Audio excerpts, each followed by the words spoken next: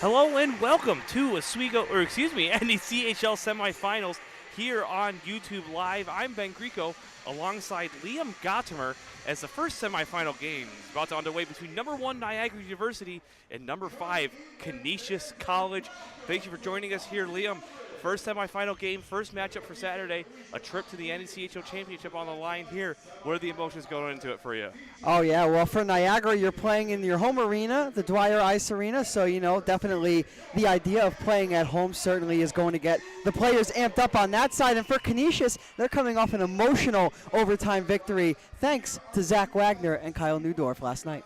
Canisius took the overtime 5-4 victory over RIT to, I guess, upset them. It's not a huge upset. It's only number 5 versus number 4, but an upset's It's an upset. Yeah. But before we get to the starting lineups for both sides, we do want to recognize the first team, second team, and honorable mentions from Canisius and Niagara. We'll do Oswego State and UB later. Honorable mentions for Canisius include Robbie Sakari, Kyle Neudorf, and Brendan Reed. For Niagara, it's Carson Andrioli, David Bunn, and Tristan Tyfair. No one on the second team for other team, but for the first team, Niagara's got a couple candidates, including Connor Loft and goaltender Bennett Oxborough. And you know what? We're going to have a little bit of a tease. It's going to be the first team as well as Zack Wagner for Canisius. I apologize about that. But we're going to save the player of the year and the coach of the year for tomorrow.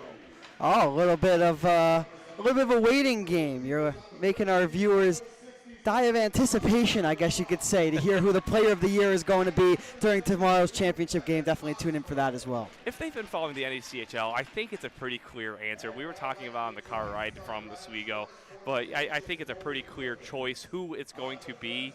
But nonetheless, you're going to have to stick around for tomorrow. We'll try not to highlight him too much during the broadcast, but maybe we won't have a say in that, right, Ben? So we might not, depending on how things go this afternoon. Canisius and Niagara facing off in the first semifinal game. We'll be back later in the night. It's going to be Oswego State and UB, the number 2 and number 3 teams of the league, all en route for an NECHL championship tomorrow at 4:20. Obviously, the NECHL automatic bid to the national championship has already been secured by Niagara as a regular season champion. But nothing beats lifting the Memorial Cup. Right, playing for pride and playing to be able to lift the Memorial Cup tomorrow. Oswego, we have yet to see them in action. They'll be coming up at 8:30 right after this game, taking on UB, who had a victory yesterday in the first game against Rutgers to get to today. UB, obviously later, we'll talk about it a little bit right. more, 5-2 win over Rutgers. But Niagara and Canisius facing off, these two teams, obviously, it's obvious to say that they know each other well. 3 games against each other, both all season long. Niagara swept the season series 3-0 over the Golden Griffins. And nothing like, playoff hockey, though. Niagara may be number 1. They only may have 1 loss on the season, but it's playoff hockey. Playoff hockey is an entirely different animal, and Canisius could come out hot, riding off of the emotions of last night's game, and they're certainly going to need it against this high-powered Niagara offense. Starting goalies for both sides include Charles Drolet for Canisius College and Bennett Oxborough, who, as we have already said, was the first team all-NECHL goaltender for the conference. I don't know why I kind of paused there, but Bennett Oxborough, the starting goaltender, and Charles Drolet for Canisius College. Drolet, the starting goalie yesterday, who completed the overtime victory, pushing Canisius to this game. And those are your starting lineups that you see on the ice there for both sides, as we honor America here with the national anthem momentarily.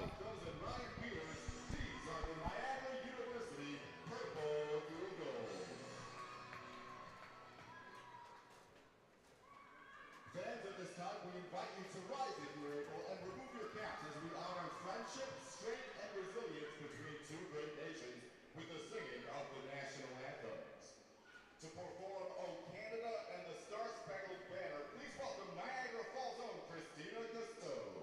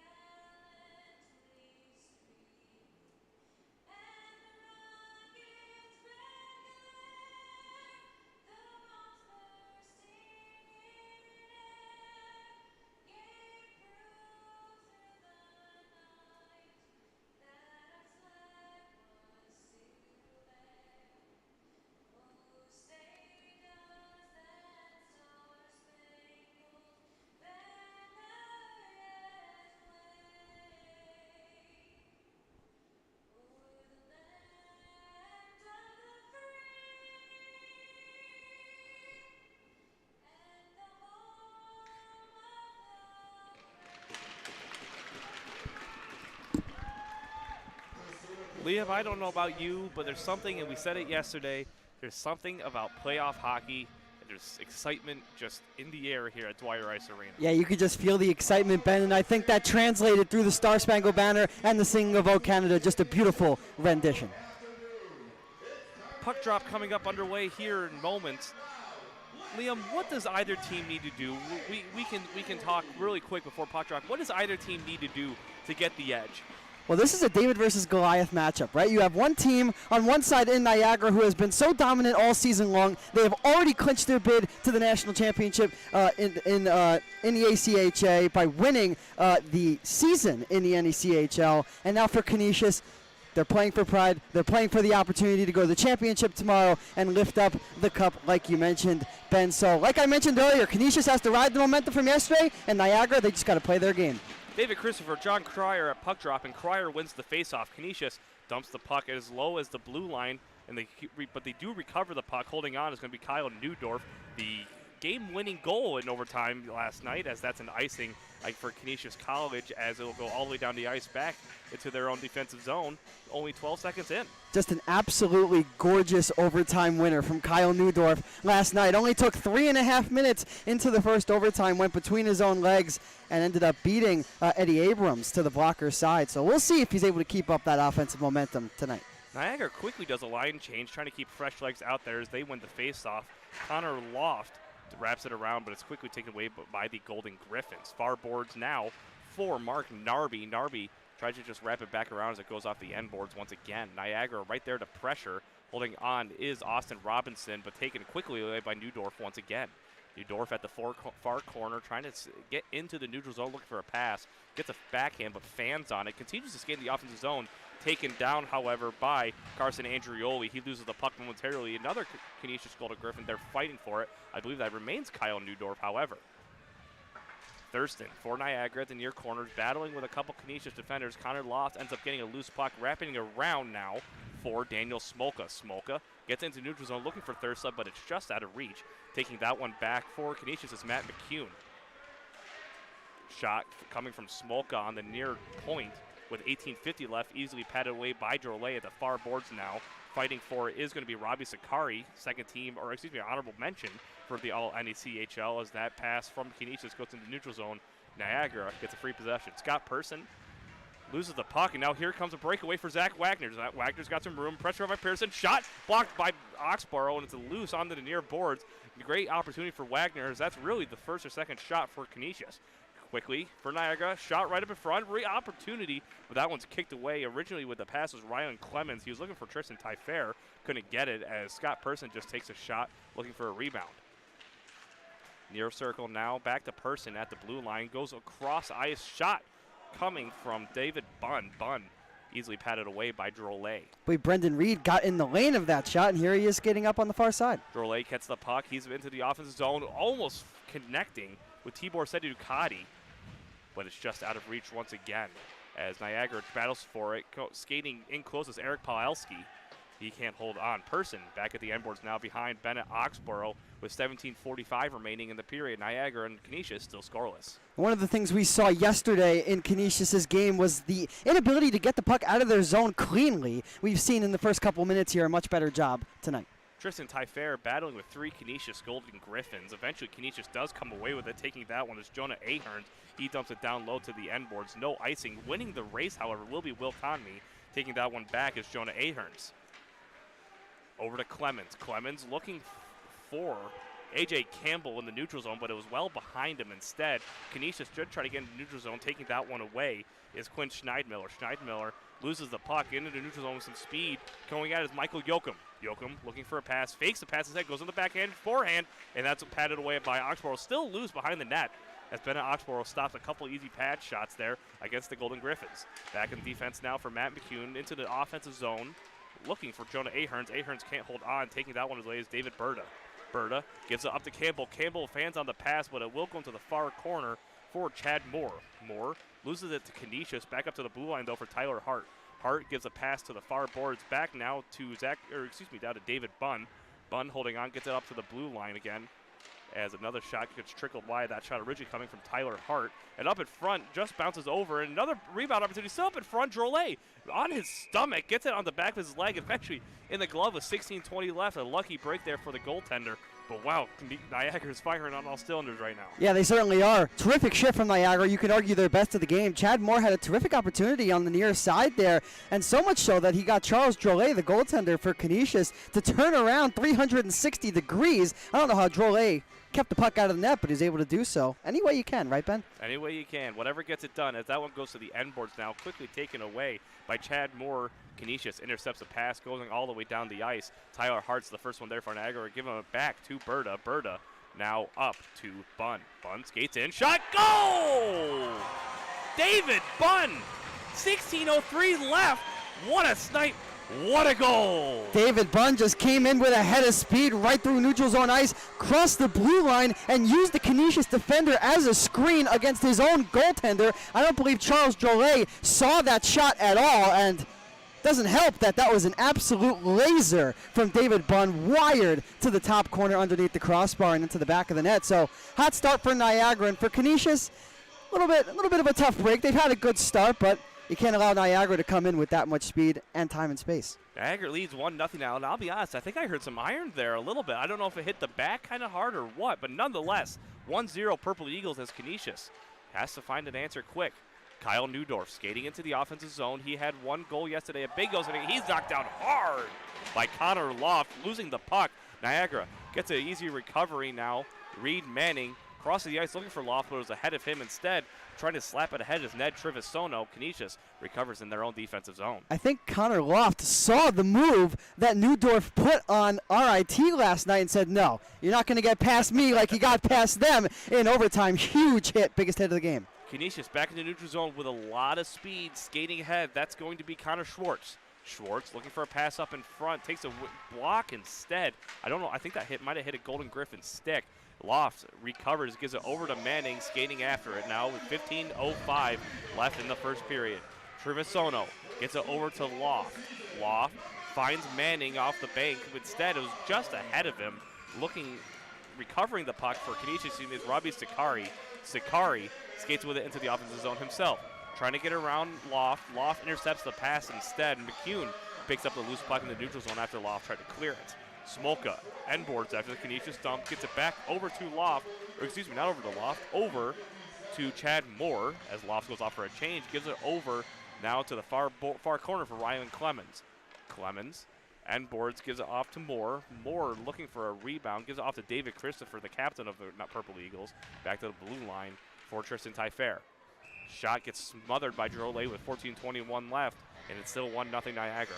You know, Ben, we talk about adjustments, and what did I say about that first goal from David Bunn from Niagara is that Canisius defense screened their own goaltender. On that last opportunity, they cleared the way of the front of the net. They allowed Drolet to see that shot from start to finish, and as a result, he made the easy save. End boards after Canisius wins the faceoff, wrapping it around, but easily taken away by David Christopher. Christopher wraps it back around. Canisius takes that one back now at their defense. A little bit of a back and forth as Scott Person has it now, but loses the puck as Canisius, two players in tight together, almost didn't get away. Tibor Sedukati takes a shot, and it's a goal! Through the 5-hole! Tibor Sedukati, 14 minutes even to go when this one's tied 1-1. Well, that's a response, wouldn't you say? Tibor Sedukati comes through, passes the blue line on the near side, and just throws an innocent shot in on Bennett Oxborough, and he was unable to close the pad, squeaks right through the 5-hole. And we're tied at 1. Terrific response from Canisius, but if you're Bennett Oxborough, that's going to be one you want to have back. You know what they say, get pucks on net and good things will happen. Yes, but it absolutely. Almost looked like a broken play there. The second Canisius player and Tibor Sedukati right next to each other, almost losing the puck. Turns into a goal. Amazing what can happen. Once again, playoff hockey. Nothing like it, Ben. Niagara wins the face-off, dumping it into the offensive zone, recovering his Hart in the neutral zone. He'll throw it backwards to David Berta in the defensive zone, right in front of Oxford, who spins around, trying to peel off of the Canisius defender. Thurston looking for a pass, loses the puck momentarily, gives it back to Hart instead. Hart skating on the near side circle of his defensive zone, gives it to the far side to Berta. Berta over to Thurston. Thurston just tips it, giving it right to John Cryer. Shot taken by Carson Andrioli, blockered away by Charles Adrelli, who couldn't hold on, so Niagara will hold on to the puck. Berta with a shot. That one's tipped up in front by Canisius. Now they have a 3-on-2 opportunity. Peeling off, going in is Conmee takes a shot, but that one's blocked away by Oxborough. Will Conmee with a goal last night, trying to get another one. Good job getting pucks on that. Matt McCune skating after it, but it's taken away by Austin Robinson. Robinson takes the puck, immediately stripped by Kyle Newdorf, leaves a drop pass off for Conmee, who just dumps it down, and it'll hit Hart instead. He'll stay at the near corner. Up to Thurston. Thurston stripped away by Newdorf. Newdorf loses the puck to Robinson, and no one can hold onto the puck right now. Thurston almost now to Newdorf, and it looks like a fumblets out there, Liam. Yeah, the puck's bouncing certainly a lot. Neither team wanting to give an inch, and as a result, neither team able to have the puck laid down on their stick. Robbie Sakari throws that one from the red line just wide of the glove of Oxford, who might have wanted to hold on. Instead, Niagara will try to break out. Newdorf was pressuring. The one goes up to David Bunn. Bunn back on the near side of Smoker, goes off the ref's skate momentarily, and that one goes over to Loft as they're just trying to break out cleanly. Loft into the neutral zone, stripped by Canisius, and here's another opportunity. Jesse Calhoun, shot, just goes wide of the post, past Oxborough, looking for maybe a similar shot that Seta Ducati had.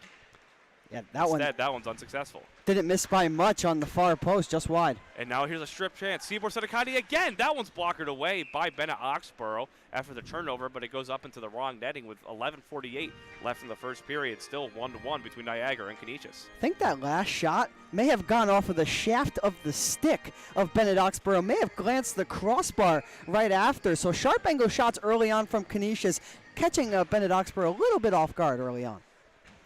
Niagara wins the faceoff, wrapping it around is Quinn Schneidmiller. And now a cross ice pass up to Chad Moore. Moore looking for a clean player. Scott Person has it. He gives it up to David Bunn, who just tips it forward. Canisius gets a free possession. Giving it off, taking it away is Chad Moore, rather, who just throws it to the far near corner. Scott Person with it back far boards for Schneidmiller. Schneidmiller back down low for Moore. Moore misses the puck. Skating after it with some speed is A.J. Campbell. Campbell can't get there first, and he's met by a couple Canisius players instead who retain possession. Into the neutral zone, Brendan Reed is trying to skate around. He gets through the neutral zone, or excuse me, through the slot. He didn't have the puck, though, as he was bumped off. Bennett Oxborough just slides that one away. A.J. Campbell has it after the pass. Damon Thierra. Thierra gives it back to Schneidmiller on the near side. He's met by a Golden Griffin. Instead, quickly passing up to Reed Manning, who just wraps it around the boards from the neutral zone with 10:50 remaining in the period. Far boards for Niagara. Canisius just trying to kick it ahead. Reed Manning loses the puck after a kick. Now taking it away is Jonah Aherns. Aherns looking for Conmee, but that one's intercepted by Berta just before it got to him. Canisius meeting every Niagara player that comes in right now. Niagara not able to cleanly enter the offensive zone. Yeah, the aggressiveness is put up to a level 100 from Canisius early on. Has already led to a couple of odd man rush opportunities and some good scoring chances on the rush. Yeah, here comes Jonah Aherns with some speed. He's bumped off the puck, and Bennett Oxborough will simply glove it as players got a little bit too close. No shoving, however, but he didn't have possession anyway. I don't think he was going to get a clean shot off. I noticed Jonah Aherns last night. He was able to get to the dirty areas, utilize the forecheck, utilize the grit that he loves to play with, and he's bringing that same energy here tonight, and his team is going to need it if they want any chance to take down this high-powered Niagara team. So it's that bottom six scoring that really is going to make the difference. 10:18 left. Niagara with the face-off, but Canisius gets a shot off. 1-1 is our score so far here at Dwyer Ice Arena. Anthony Thurston now with the puck, skating in the neutral zone, gives it off to Carce Andreoli, dumping it down low. Intercepting any sort of pass is Canisius. Originally going after was Andrew Urban. Urban skated past it instead. Robbie Sakari with it in the neutral zone, trying to get it up, and he does to Wagner. Wagner back to Sakari. Sakari's shot smothered by Bennett Oxborough right in the chest. Not getting through the 5-hole there. 9:50 to go, still 1-1. Zack Wagner continues to be everywhere, just like he was last night. We've seen him hanging by the red line, just waiting for that stretch pass on a couple of occasions. Didn't get one right there, but was he got one yesterday. It was the shorthanded goal. Right, yeah, he got one executing that same type of play yesterday. Was able to get a good opportunity for his teammate right there. No avail. Canisius wins the faceoff. Any shot is blocked up in front. Getting into neutral zone was Thurston, up for Andreoli. Andreoli recovers the puck now in his offensive zone, remaining offside. He's bumped off the puck momentarily. Wagner now meeting a Purple Eagle at the boards. The puck is still frozen along the sideboards, but it sneaks out, given to Canisius. Newdorf Gives it over to another defenseman in Connor Schwartz. Schwartz skating in, loses the puck. Zack Wagner shot. That one's also smothered. And now Canisius getting some shots on goal, trying to take the 2-1 lead. I like the idea from Zack Wagner to take the shot whenever he has an opportunity to do so, but he had Connor Schwartz pinching in and cutting straight towards the net. If he had decided to pass that puck towards the slot instead of shooting it, might have had a better opportunity at a goal. But still, good job getting the puck to the net. Niagara wins the face-off. David Christopher winning that one back to Loft. Loft wraps it around for Daniel Smolka. Smolka gives a pass off Canisius, almost right in front, but pushing it down for himself with Brendan Reed. Couldn't get a shot off, and now he's still got the puck. Reed, shot. That one goes well wide. I don't think it hit anything in front of him, but Sakari instead tries to dump it down low. He keeps it in the neutral zone, kicked away by David Christopher. Canisius recovers with 9:20 remaining, and they hold on. I believe Loft actually got a stick on that point-blank opportunity from Brendan Reed right there. Was able to deflect it up and over Bennett Oxborough, so it did not enter the back of the net. Smolka with the puck, gives it up to Ty Fair. Ty Fair just deflects it, goes right under the glove of a Canisius player. He goes it down for himself. Taking it away as Canisius offense right in the slot. Backhand shot. That one goes well wide. I don't know what entirely Brendan Reed was looking for, but nonetheless, a shot's a shot, I suppose, even if it hits the end boards. He had it in a little bit of an awkward space on his backhand. Couldn't really do much with the puck at that juncture. Tried to get it underneath the blocker of Oxborough, but just put it wide. Canisius throws it down the ice from the red line, and it looks like it's a game of how big was my fish, and both player and coaches are saying, I was only this far, ref, but nonetheless, it'll go down to their defensive zone after an icing with 9:22 remaining in the period, 1-1. And Ben, let me tell you, 10 minutes into this first period, I think if you're Canisius, you have to be absolutely ecstatic about this start. You gave up the first goal, but you did not stay down. You came right back with a goal of your own, and they've really been carrying the play over the last 5 minutes or so. Canisius wins the face-off, giving it off now to Jesse Calhoun, losing the puck as he just dumps it down the ice. He's bumped down. Schneidmiller recovers for the Purple Eagles. Person now gets the pass of Schneidmiller, who gives it over to David Christopher. Christopher with some speed into the neutral zone, skating fast, getting it past a couple players. Shot, and that one goes wide. Drolet looked like he was caught a little bit off guard after it might have been deflected up front, as that one hits off the wall behind the bench, back onto the ice. And did the clock ever go? I believe the clock didn't move, and the referees are going to have to attend to that. I guess they're not, because I thought it said 9:22 before we went. But just on that last chance from David Christopher, we saw in the first goal from David Bunn, he came in with a lot of speed and was able to catch Drolet off guard. Christopher tried to do the same thing by skating right, shooting left, just missed wide of the post. Scott Person dumps it down low, taking it away. It's going to be A.J. Campbell. Campbell looking for a pass, gives it off instead to Bunn. Bunn right up in front. Any pass up in front is deflected by Canisius' stick. Now an outlet pass, and here come the Golden Griffins. Will Tricarico takes a shot, but that one's blocked up in front. I apologize. Scott Person gives it now off to Moore. Moore wrapping it around the boards, looking for Bunn. Bunn, as well as John Cryer, are right there. Bunn wins the race and holds on. Bunn looking for a clean pass, gives it to Person at the blue line. Person over to Schneidmiller. Schneidmiller shot smothered by Drolet with 8:40 remaining in the period. Still 1-1. Now Niagara back on the offensive. How about that shift from Quinn Schneidmiller? He was able to get the block on one end from the slap shot. Didn't look like it affected him at all. Came back the other way, and one time that one on net. Drolet wasn't able to see it. Almost snuck by him. Chad Moore takes the puck after Niagara wins the faceoff. David Bunn at the end boards, cut off by a Canisius defender. David Berta instead dumps it down low, gives it down to Moore, who dumps it down low rather. Instead, Canisius takes it away, but a backhand pass goes right on the stick of Niagara, right up in front, but it's deflected. It's hit. It looked like it might have hit Drolet in the shoulder, gets bumped to the end boards. Ahern's with it. He gives it off for Michael Yoakum. Yoakum loses the puck to Niagara. Niagara just dump it back down low as they try to reset. Robbie Sakari. Sakari at the end board, skating up with some speed into the neutral zone. Leaves a backhand pass off for Will Comney, but it's intercepted by Niagara. Reed Manning, rather, gets bumped off the puck, and the puck keeps dribbling down. Tyler Hart eventually takes it, giving it off to Damon Thierra. Thierra loses the puck to Ahern's. Ahern's right up in front for Comney. Comney bumped off the puck. Niagara still with it. Comney with a shot. Dribbling wide, was never going to hit Oxbow. Right up in front. No one home for the Golden Griffins as it goes into the neutral zone. Jesse Calhoun just throws it down low, allowing the Golden Griffins to reset, but Niagara gets a free possession with 7:35 left. There he is again. Jonah Ahern's going in hard on the forecheck, creating yet another turnover and a good opportunity on Oxborough. Niagara recovers. Tyler Hart gives it well over to Zachary Hausman. Excuse me. Oh, my! Charles Drolet gets absolutely rocked. And Austin Robinson went in like Superman on Charles Drolet. And Drolet is down. He has not moved much. I want to say I thought it was Ned Trevisono that went through. Maybe I got the number wrong. I apologize. Whoever it was, whoever it was. It Charles was Ned Drolet Trevisono. just gets absolutely rocked. And there was no one even near the play. The puck wasn't even near the play, which was more incredible. Yeah, if it was Trevisano, then he was just driving the net. And when you're driving the net like that, it is the player's responsibility to get out of the way and avoid contact in any way that he can with the goaltender. And there was just none of that on that last play. It was just, I see a body in front of me, I'm going to run you over. And that's exactly happened to Charles Drolet, who's getting checked on. And obviously now, Ben, the concern goes to possible concussion, but looks like he's going to stay in the game. I mean, Trevisono had to be at least 10 feet up in the air. Charles Drolet was a couple feet up in the air just by reaction. And it looks like he's okay, and obviously we hope he's okay after a collision like that. It looks like he's going to stay in net. And captains are talking to the referees now just to say, hey, what was that? Yeah, how do you even call that? How do you even make an assessment on, any specific infraction on that one? But it looks like after a discussion, Ned Trevisano is going to go back to the bench. And I believe play is going to remain 5-on-5, Ben. It is going to be 5-on-5 with 7:17 remaining in the first period. Does Niagara get away with one? Maybe.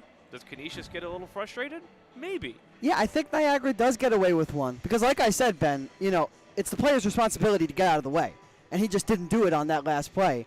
And it's really important that neither player was worse for wear. Drolet and Trevisano staying in the game. So back to a face-off as referees are still talking to coaches from Canisius. And I don't blame the Canisius coaching staff for being upset from the lack of a call. I mean, again, like you said, and we've said it a couple times now, it's the player's responsibility to get out of the way. Right. And if he's driving, I don't think he was pushed into it all, at least from my recollection. I don't believe a Canisius player was kind of, riding against him, if you will, to push him into Drolet. There was nobody back checking. It was just Trevisino and Drolet right in front of one another. So, nonetheless, we're going to still take a few minutes here, I suppose, as it's still 1-1 as the Lakers, the Golden Griffins of Niagara. Lakers playing later. But Canisius still attempting to talk to the referee, and this is really an extended discussion that I don't know what it would lead to at this point. Yeah, if there was no call on the ice. You're not going to make a call well after the play, even if Canisius is complaining. Right, exactly, and that was the point I was just about to make, Ben. And possibly it's just saying, hey, you missed that call. The next time there's something 50-50, I want it going Canisius' way. That's what the coaching staff is saying to the referees. So we shall see as the remaining 7:17 plays out in the first. We'll see if the referee takes the advice of the Canisius coach as Canisius wins the face-off and goes to the far near boards now for Zack Wagner. Wagner skating in, stays onside, skates into the top of the slot, looking for a pass, gets well deflected. Mark Narby was the intended recipient, but he wasn't home. Austin Robinson now with a lot of speed, gets hooked, and that's, again, no call, so maybe a missed call on both sides. Who knows? 2 missed calls, really. Yeah, that was a clear hook on Zack Wagner, the captain, one of the captains for the Golden Griffs. So, like you said, Ben, maybe both teams getting away with one. Carson Andrioli slaps the puck over to Mark Narby. Narby gets into the neutral zone, looks for a teammate, but it's intercepted. Niagara is skating into the offensive zone. Zack Wagner eventually coming back with it on the near corner now. Wagner gives it off to John Cryer, gives it back to Wagner. Wagner backhand up to Kyle Newdorf. Niagara still giving them a tough time trying to get out of the zone. Zack Wagner was going to skate after him, but now it's Kyle Newdorf. Newdorf bumped off the puck, goes offside as Kyle Newdorf was bumped off the puck kind of heavily. He stayed in the offensive zone. The puck squirted out, and 6:17 left in the period now. Goes back in the neutral zone on the Canisius offensive half. It was a really athletic play by Zack Wagner at the blue line. He just tried to get his skate back at the blue line, keep himself onside. Unlucky for him, Kyle Newdorf went careening right into a Niagara defender, making that play offside. Scott Person has the puck, almost losing it after a backhand pass. Niagara gets into the neutral zone. David Christopher deflects it to himself, skating with some speed. David Christopher shot right up in the slot, and it was just behind a teammate for the wide open net. That teammate being Alan Leviton. Excuse me, not Alan Leviton, Scott Person. As right up in front again for Eric Paelski. as I was a little bit behind the play there, but no chances, no goals. Scott Person skating with some speed, loses the puck after Canisius stripped it away, throwing it all the way down. Are going to be the Golden Griffins. Schneidmiller didn't touch it, so it will be icing with 5:35 remaining in the period. Still 1-1 between the Golden Griffins and the Purple Eagles. Man, this first period has some pace, huh, Ben? I mean, just early on, it was a little bit of a feeling out process between both teams in the first 5 minutes. Once each team was able to get a goal on the board, we've seen the aggressiveness and we've seen the pace certainly pick up in this one.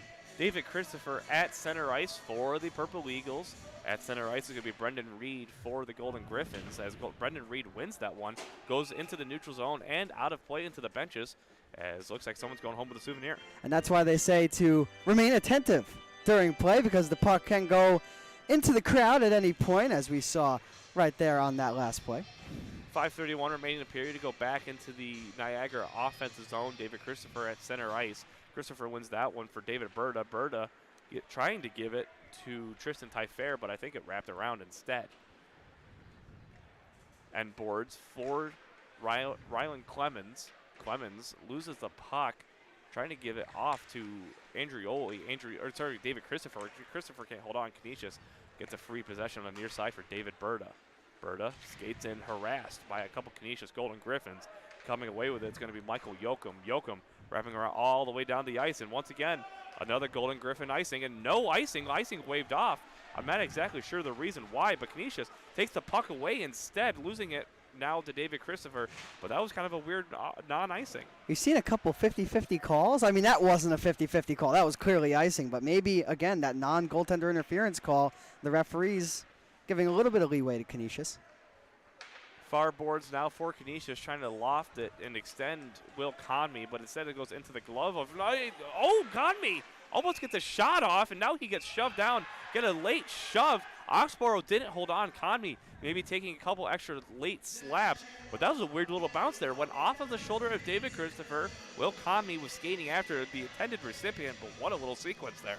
Yeah, Bennett Oxborough's looked a little bit off in the first 15 minutes of this game. That puck rolled slowly on him. He got his stick down like goaltenders are taught to do, but it ended up getting fumbled, and Will Conmey had a good chance, like you mentioned, Ben. Near side now for the Purple Eagles. A.J. Campbell with it. He gets it up into the neutral zone. That's going to be not going to be icing, as Connor Schwartz is there well before the blue line. Connor Loft for the Purple Eagles dumps it back down low as he's knocked down. Taking that one away is John Cryer. Cryer on the near boards, trying to find a teammate. Eventually gets into neutral zone. Taking it away is Anders Florak. Florak skating in, takes a shot, blockered away easily by Oxborough, well away from the play. And now Niagara's on the rush. Niagara going down. It is going to be icing. The referee's hand went up, went down, and went back up, as it looked like Matt McCune won the race. Good job by him to just stick with it. And now Canisius has an offensive zone faceoff. Yeah, like you said, Ben, the referee was like, should I? I'm going to put my hand down. You know, like when you're asked like a weird question in class and you're like, should I raise my hand? I'm not going to raise my hand. But the referee calls the icing regardless. Canisius wins the faceoff. Now he takes a shot, Matt McCune, and that one's easily gloved down by Bennett Oxborough. So just a few seconds later, with 3:49 left in the period, it'll stay in the Canisius offensive zone, right on the same side as we were seconds ago. Still a 1-1 game. Under 5 minutes remaining. Good save by Oxborough there. An easy save, but not everything has been easy for the Niagara netminders so far in the first. And now they're talking to the Niagara bench about something? Perhaps about the missed icing? I mean, it's a couple shifts ago, but that's the only... It looks like there's maybe an equipment question.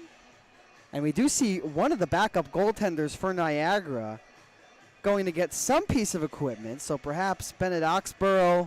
No, I don't know. It's in need of something. Oh, I think it was a stick. Oh, I see.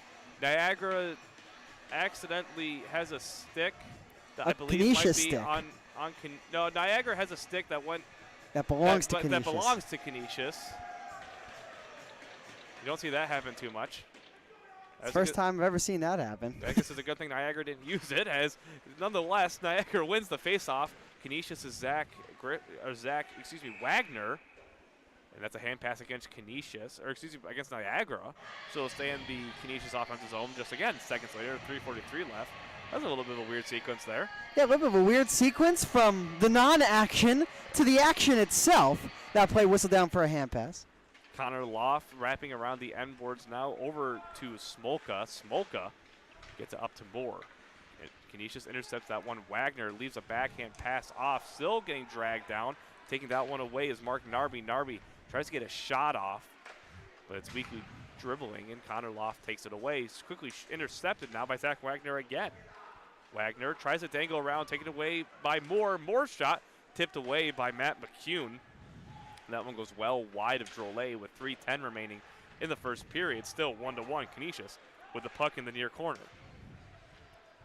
Niagara skating in, shot smothered by Charles Drolet. Taking the shot was A.J. Campbell, and it looks like things might have slowed down for a couple seconds. Yeah, things have slowed down. You know, there was a couple of things that led to that. You know, of course, the non-goaltender interference call where a Niagara player went careening right into Charles Drolet, and then on the other side, a little bit of a stick malfunction, a couple hand passes. Maybe we'll get the pace back in the final 3 minutes. Niagara wins the faceoff, but it goes all the way back to their own end. Scott Person has the puck.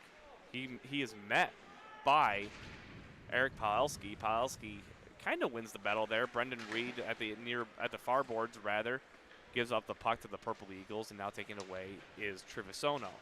Trevisono in the neutral zone gets taking down his play. Gets taken down, potentially hooking now, as the player going down is Tibor Seti Ducati.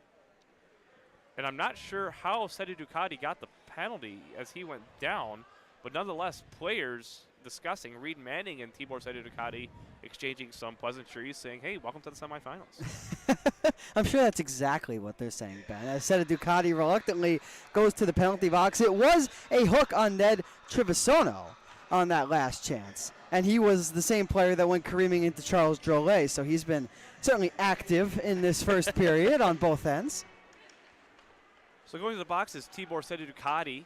He gets a 2-minute minor for hooking, so Niagara will get the first power play of the game. Now 1:50 remaining on the power play as they take an offensive rush. 2:25 left in the period. Tristan Tyfair. Tyfair tries to get around a Canisius Golden Griffin. Zack Wagner's right there to clear it down the ice, but it goes off and bounces off the boards weird. So Niagara will quickly recover at their own blue line. Connor Loft to David Christopher. Christopher back across the ice now for Anthony Thurston.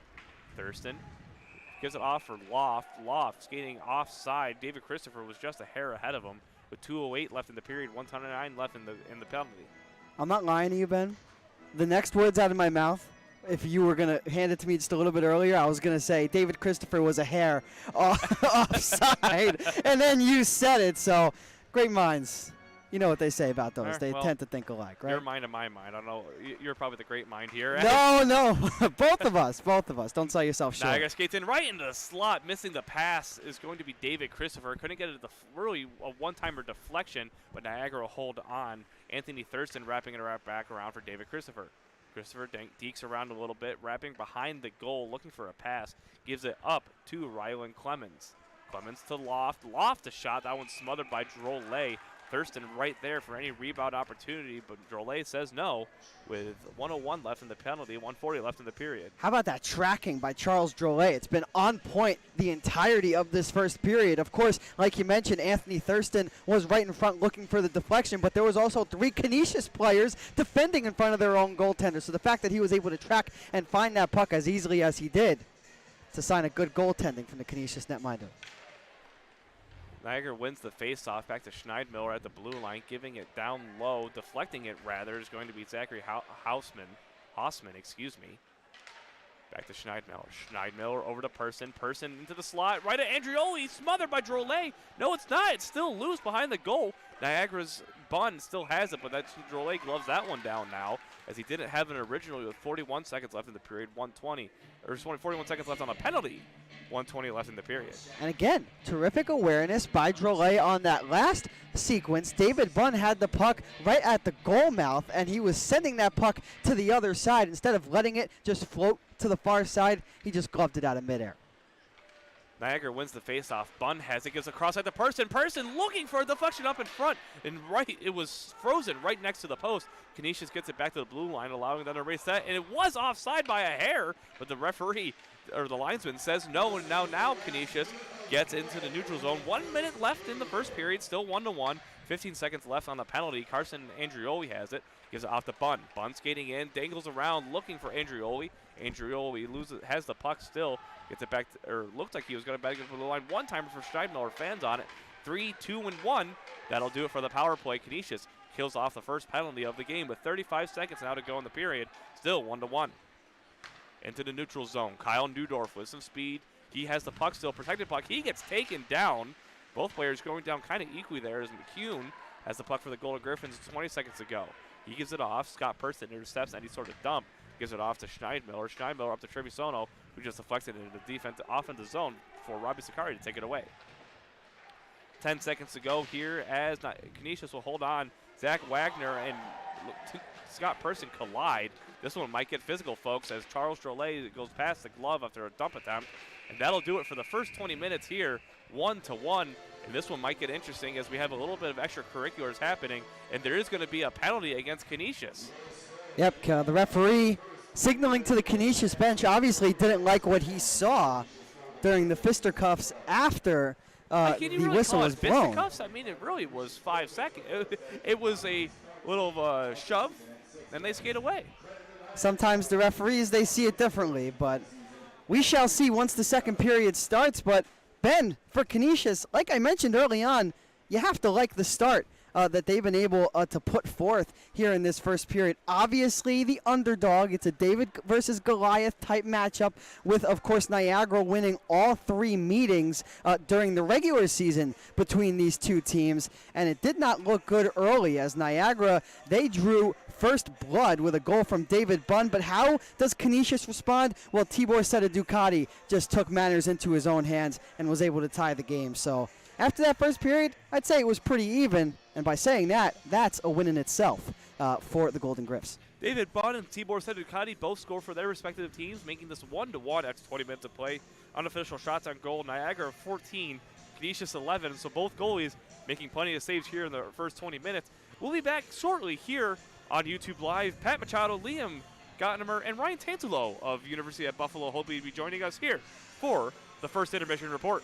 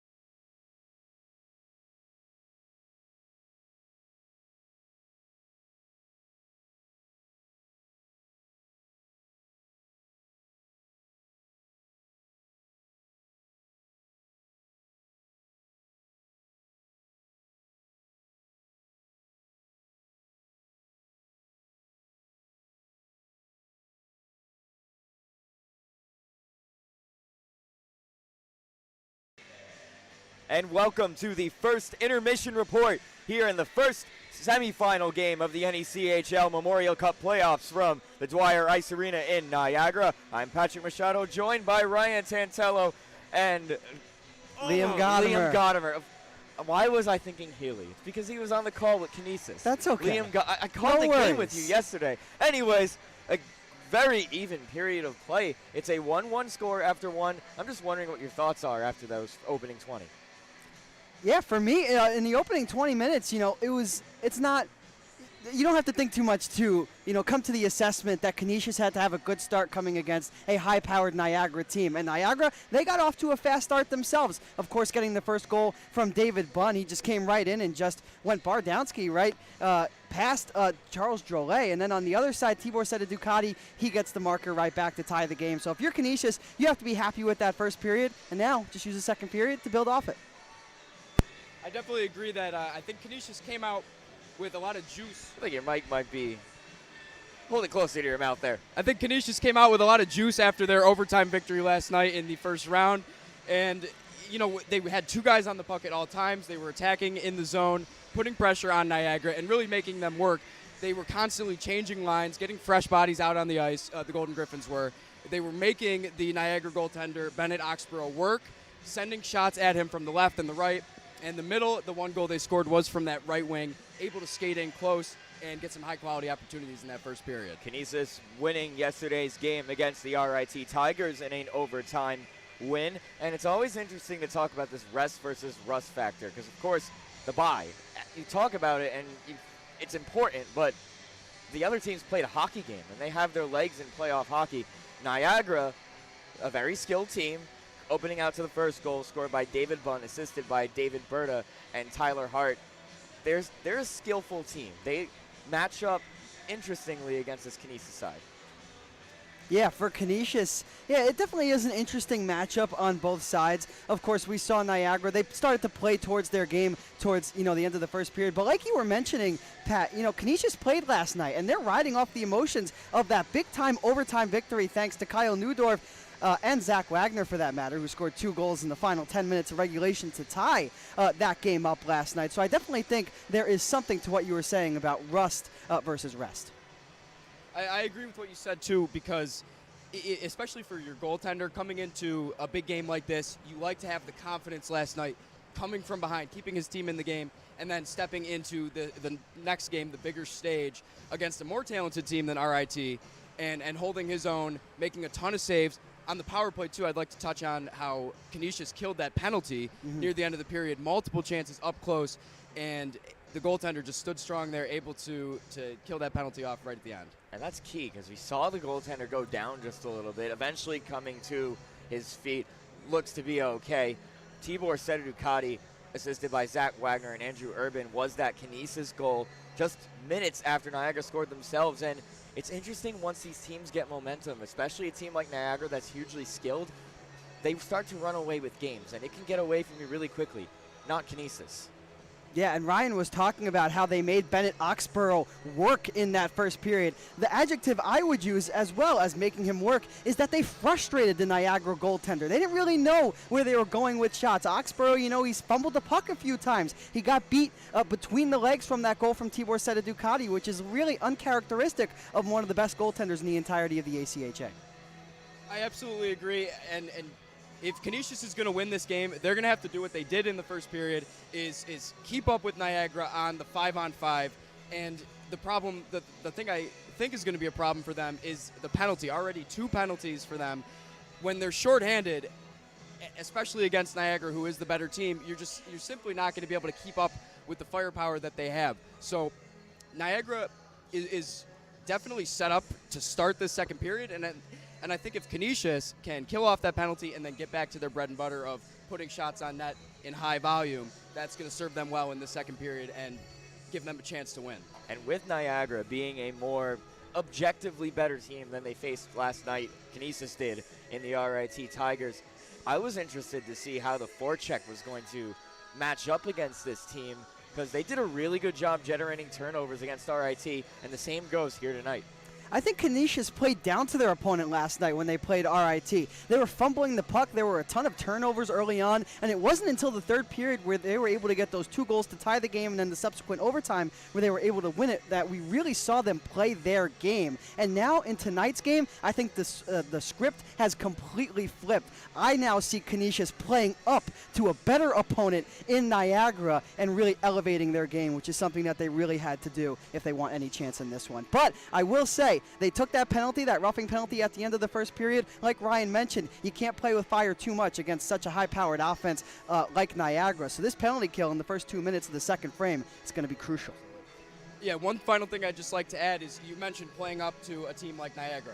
A team like Niagara, they don't make mistakes in terms of, their passes are crisp. They take high-quality opportunities. And that's exactly what I thought Canisius did early in this game.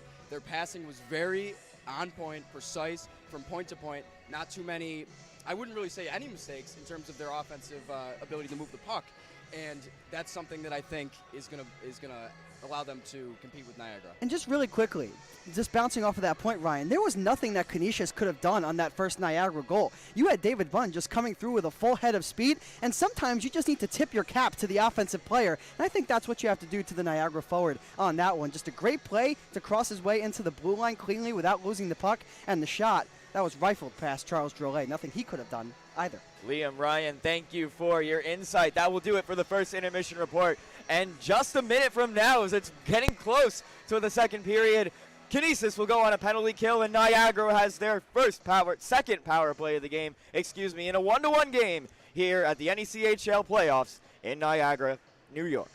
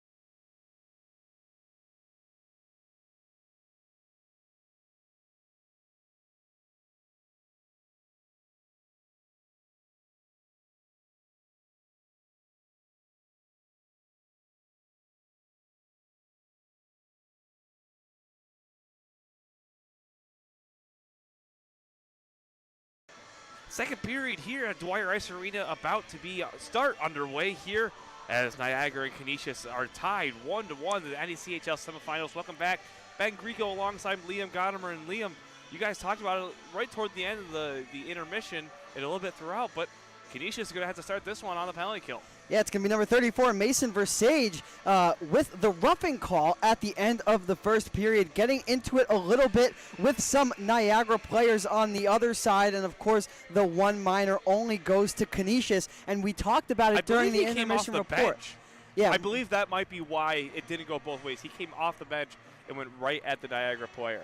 Yeah, that is a complete no-no. You cannot come off the bench when you are not originally one of the 5 players on the ice for your team and cause havoc. So I think that is going to be one of the biggest catalysts to why that penalty was called, Ben. But we were talking about it during the intermission report. You can't play with fire too much. Eventually, you'll get burned against this Niagara power play. So if Canisius wants any chance to stay in this game and have, any opportunity to win this game moving forward into the third period, they are going to need to start by killing off this 2-minute minor. And it's an unforced error, really a penalty that you can't take against a team like the Purple Eagles. And the Niagara power play did look good.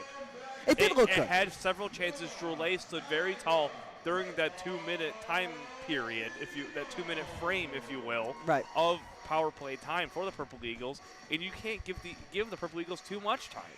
Yeah, you can't give them too much time at all, and fortuitous was Canisius that they did not give up a power play goal on that aforementioned power play opportunity in the first. Both teams heading to their benches now as the second period is about to start. And obviously, I guess the key, and maybe it's a little too obvious, Canisius just got to kill the penalty, but obviously, or maybe it's obvious on both sides. Niagara has to capitalize, Canisius has to kill it. But what do you think the hidden secret for either side may be? Well, for Canisius, I think that they need to maintain their aggressiveness without becoming undisciplined. And, you know, we've seen them have success. When they're putting pressure on the Niagara defense, they're having success getting behind them and getting some big-time opportunities. But that cannot happen if you take penalties in the process. So remain aggressive, but stay undisciplined. And Ben, I know that you wanted to hammer it home in the beginning, but you have to do this if you're Canisius. You have to kill off this penalty. It is the #1 goal to begin this second period. Starting the period off shorthanded never seems to, or always seems to play in the momentum of one team, whether they capitalize or whether they not. But Niagara or Canisius wins the face-off, and it'll go all the way down the ice. Niagara will try to get a rush just 10 seconds into the period. Niagara with the puck. Skating into the zone, Tristan Tyfair with a lot of speed, wrapping around, Carson Andrew. No, it is Tyfair, wrapping around the net as David Christopher takes it up at the blue line, skating in close, right up in front, gets a shot. And that one's sticked away by Charles Drolet. It might, if anything, it was actually just a weak shot that got dribbled wide. Top of the point now for Connor Loft. Loft takes a shot. That one goes above the crossbar. No one was home on the little back door after it hits off the glass right in front of the net, wrapping back down low for Rylan Clemens. Clemens to Tyfair. Tyfair up to Loft, back to Tyfair at the near circle. Tyfair skating in circle, it's a goal! Tristan Tyfair with the snipe on the inside of the post. 19:09 left in the period, and Niagara capitalizes 2-1. You said it, Ben. You said for Niagara, what are they going to have to do? Capitalize on the man advantage, and we've talked about how high-powered they truly are. That goal came after another grade A opportunity from David Christopher. He walked himself right in on Drolet, was just too in deep to make a play with the puck. But then, of course, the puck comes right back to Tristan Tyler, and he beats Drolet to the short side. Now, we saw it last time. Canisius responded pretty quickly, but a power play goal sometimes seems all the more different, as now we'll see who responds better. Thurston dumps it down low, looking for a teammate. Austin Robinson wins the race past the Canisius defenders. Robinson gives it off to Reed. Reed crosses it to Wagner. Wagner now over, or up to, Tibor Seydou-Ducati, who just dumps it down low to the near corner. Eric Paelski battling for it with Thurston. Thurston gets the pass off just in time. Tyler Hart gets it up to a teammate in the neutral zone. Andrioli now is in speed skating in. Andrioli skates in. He looks for a pass, protecting the puck. He gets thrown into the boards, and that glass seems a little loose. That hit seemed harder than it actually was. Yeah, it definitely seems a little bit loose, but hasn't affected the play either way. Brendan Reed dangling around in his own defensive zone, deflected by Carson Andrioli. That one goes all the way down the ice, so no icing. David Berta holds on the puck, wrapping around, looking for Tyler Hart. Hart gives it over back to Berta. Berta wraps it around for Carson Andrioli, getting up in the neutral zone for David Bunn on the near side. Bunn looking into the slot right there for Moore. Moore thought the Canisius defender was going to deflect it. It went through instead, so he was behind the puck instead. Far boards, shot, and that one goes off the glass over the crossbar. That shot coming from David Bunn, going all the way back down the ice, so no icing as Quinn Schneidmiller holds on with 17:40 left in the period, and he is thrown into the boards by Zack Wagner. Into the offensive zone, Chad Moore. Moore dangles around, he's in the slot, shot, rebound opportunity. I don't know if that hit Drolet in the first part, but nonetheless, that one goes into near corner. Canisius gets away with one. Drolet definitely got a piece of that opportunity from Moore. It was a nifty deke, as we are going to have a penalty here, and I believe it is going to be on Moore. Moore might be called for interference, as he knocked Kyle Neudorf down before he was able to hold the puck. Didn't give him a fair shot at retaining the puck. So with 17:19 left, it is going to be Moore going to the box. Canisius with a perfect opportunity to capitalize, a golden opportunity to capitalize, if you will, for the Golden Griffins, as they are on the power play with 17:19 left in the period, down 2-1. Ben, you might want to have to put that one on your reel.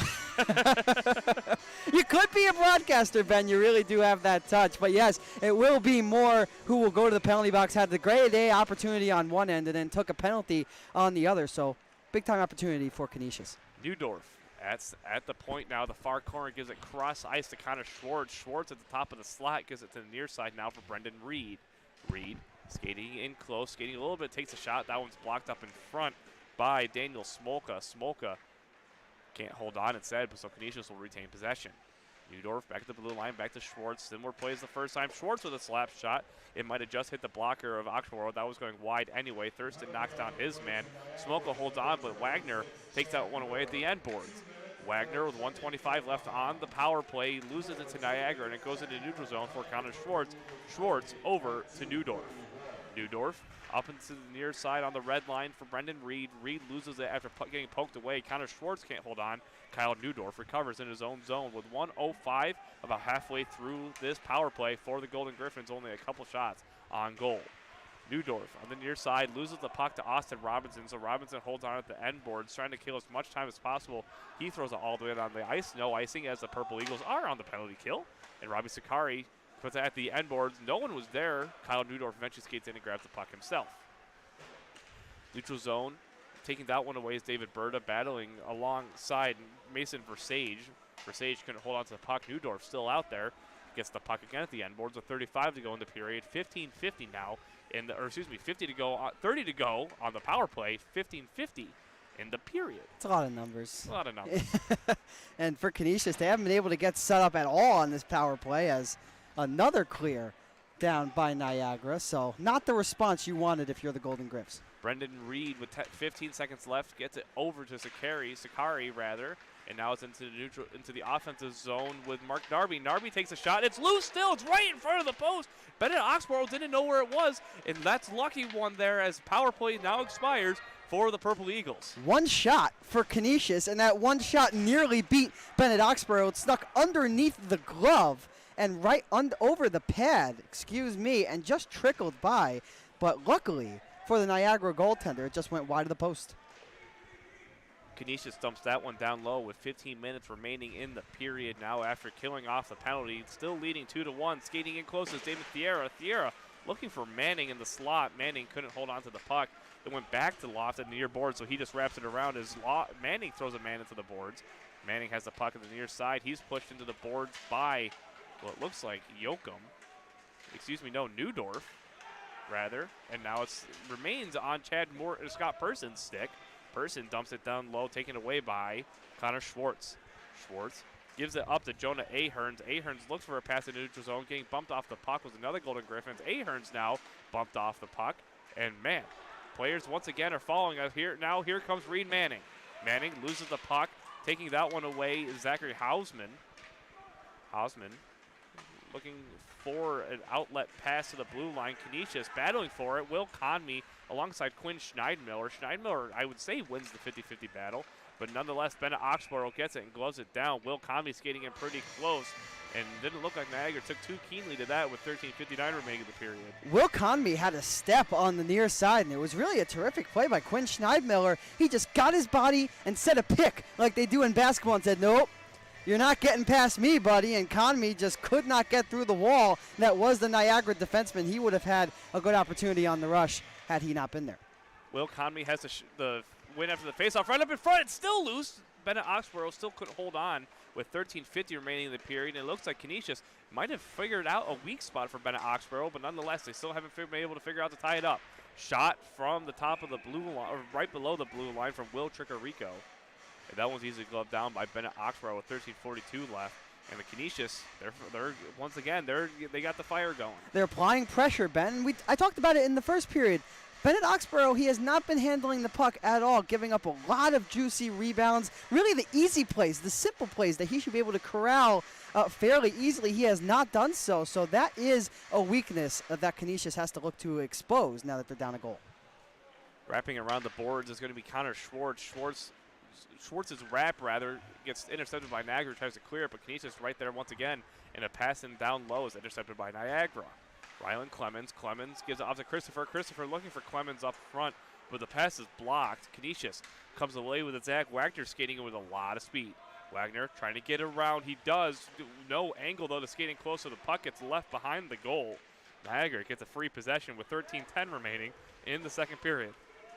David Christopher just ahead of him, so Charles Drolet will hold on as players just skate by as 13:05 remaining in the period. Still 2-1 Purple Eagles. It's been a little bit of a choppy second period outside of the power play goal. Once the two teams returned to 5-on-5, just trying to find their legs here in the middle frame. At center ice, it's going to be Austin Robinson going up against Tibor Sedu Ducati, who has the lone goal for the Griffins so far. Niagara wins the faceoff. That goes to Carson Andrioli. Andrioli's pass up to Hart. Hart with a shot. That one's smothered by Drolet with 12:57 left. A couple players slash at each other. Slashes coming from Anthony Thurston and Andrew Urban. Just a little left tap, I guess. Yep, Thurston was looking for the tip out in front of Drolet, was unable to get it. And once Drolet froze that puck, like you said, gave a slash to one of the Canisius defenders. Needed something to do with the stick, I guess. And now Niagara gets the puck back. David Berta has it at the blue line, gives a pass up front to the slot. Austin Robinson. Robinson's pass to Hart goes wide, and now it's back in the defense zone. Purple Eagles will have to retreat. 12:40 remaining in the period. Now Thurston up to Robinson. Robinson up to Andrioli. Andrioli can't hold on. Canisius gets the puck. Back to Niagara as the pass was ahead to Brendan Reed. Austin Robinson back into the offensive zone. He gets thrown into the boards by Andrew Urban. Canisius almost came away with the puck, but David Berta dumps that one back down low. Far boards for Carson Andrioli. Andrioli wraps it around. Canisius gets the puck going right to Brendan Reed. The shot coming from Eric Palski well late after the offsides of 12:14. Usually that causes a little bit of a riot. Yeah, Tibor Sedu Ducati was just offside on the far end of the ice, and it didn't look blatantly offside to me, so I don't blame Will Tricarico for taking the shot after the whistle, and I think the Niagara players understood that as well. It didn't seem, Ill egregious. Intent. Yeah. Quinn Schneidmiller with the puck now passes across ice to Scott Person. Person's clearing a 10 right up in the slot. Cleared! Wow, that wasn't a word, but it went wide, and it was supposed to try and attempt to be cleared. Canisius gets the puck right in the slot. Andrew Florek shot goes well wide, and that was another clean opportunity for the Golden Griffins. A need for a capitalized, but nothing doing. David Bunn loses the puck to Will Tricarico. Tricarico loses the puck now. Now it's Schneidmiller with a 3-on-2 for the Purple Eagles. A.J. Campbell couldn't hold on to the puck, so any rush attempt is thrown off and thwarted with 11:35 remaining in the period, and goes into the offensive zone for David Bunn. Bunn skating in right up at the top of below the circle now. More looking on the wraparound for Bunn. The pass intercepted, and Canisius throws it all the way down and not icing with 11:23 remaining in the period, so it'll stay in the Canisius defensive zone. And this line for the Golden Griffins are exhausted, obviously unable to make the line change due to the icing. So we'll see if Niagara is able to take advantage of some tired personnel on the ice for the opposing team. Anders Florak going up against Reed Manning at center ice, 11:23 left. Reed Manning gets his stick tied up, so Canisius comes away with it. But ahead of the puck was Robbie Sakari. And the Golden Griffins can't hold on. Still on the near side, frozen. It looks like it's under a body who's on the ice. It looks like it might have been under either Anthony or Daniel Smolka or Robbie Sakari, but the referee blows it dead instead. And Canisius will take that, because that whistle allows their 5 players on the ice to get a change. So some fresh players on the ice for the Golden Griffs as they attempt to headman their way out of their own end. 11:12 remaining in the period. Connor Schwartz with the puck after the Golden Griffins win the faceoff. That pass is intercepted by Damon Thierra. Thierra wrapping around now, looking for a pass up front. Elects to go back to the blue line for Connor Loft, who skates around a defender with a nice little dangle. Connor Loft skating in close, looking right up in front, but a pass is redirected, and Reed Manning is just behind it, so he'll go into the defensive zone. Purple Eagles retreating and resetting with 10:45 remaining in the period, and cutting off that pass was Michael Yoakum. Yoakum couldn't get a shot off, and the Purple Eagles will still hold on just ahead of the stick. Actually, it's going to be Ned Trevisono, so Canisius will almost get it back into their offensive zone, but Niagara's there to thwart any offensive attempts so far. 3-on-2 opportunity. Canisius right there, though, up in front. Ned Trevisono can't get a shot off. Reed Manning there for the pickup on the Blues puck. Ned Trevisono still at center ice. Players bumping all around as this one's getting physical. Now it's a 2-on-2.5, let's say, for the Canisius Golden Griffins. Jonah Ahern's skating in, but the puck is deflected into the neutral zone. Offside, Canisius has to reset, so Niagara will get the puck with 10 minutes even to go here in the second period.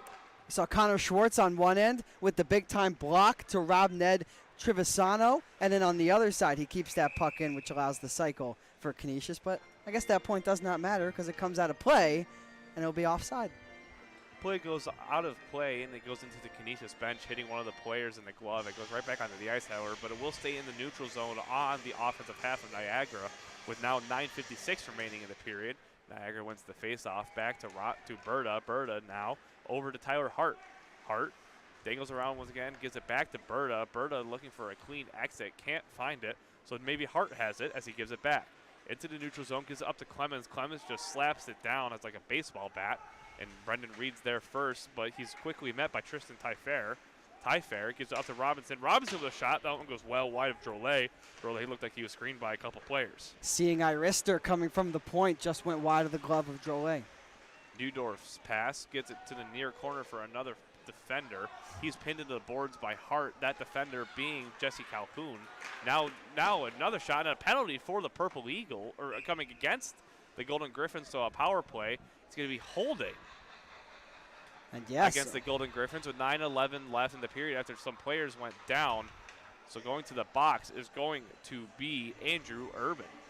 It'll be Andrew Urban heading to the penalty box. A little bit of a 50-50 call on that last play. Really could have gone either way, to be a penalty or not to be a penalty, but this could really be a turning point in this game. It's a one-goal hockey game at this juncture, but Niagara, we just saw they scored on their second power play to start this second period. If they can get another one here, they can continue to create separation.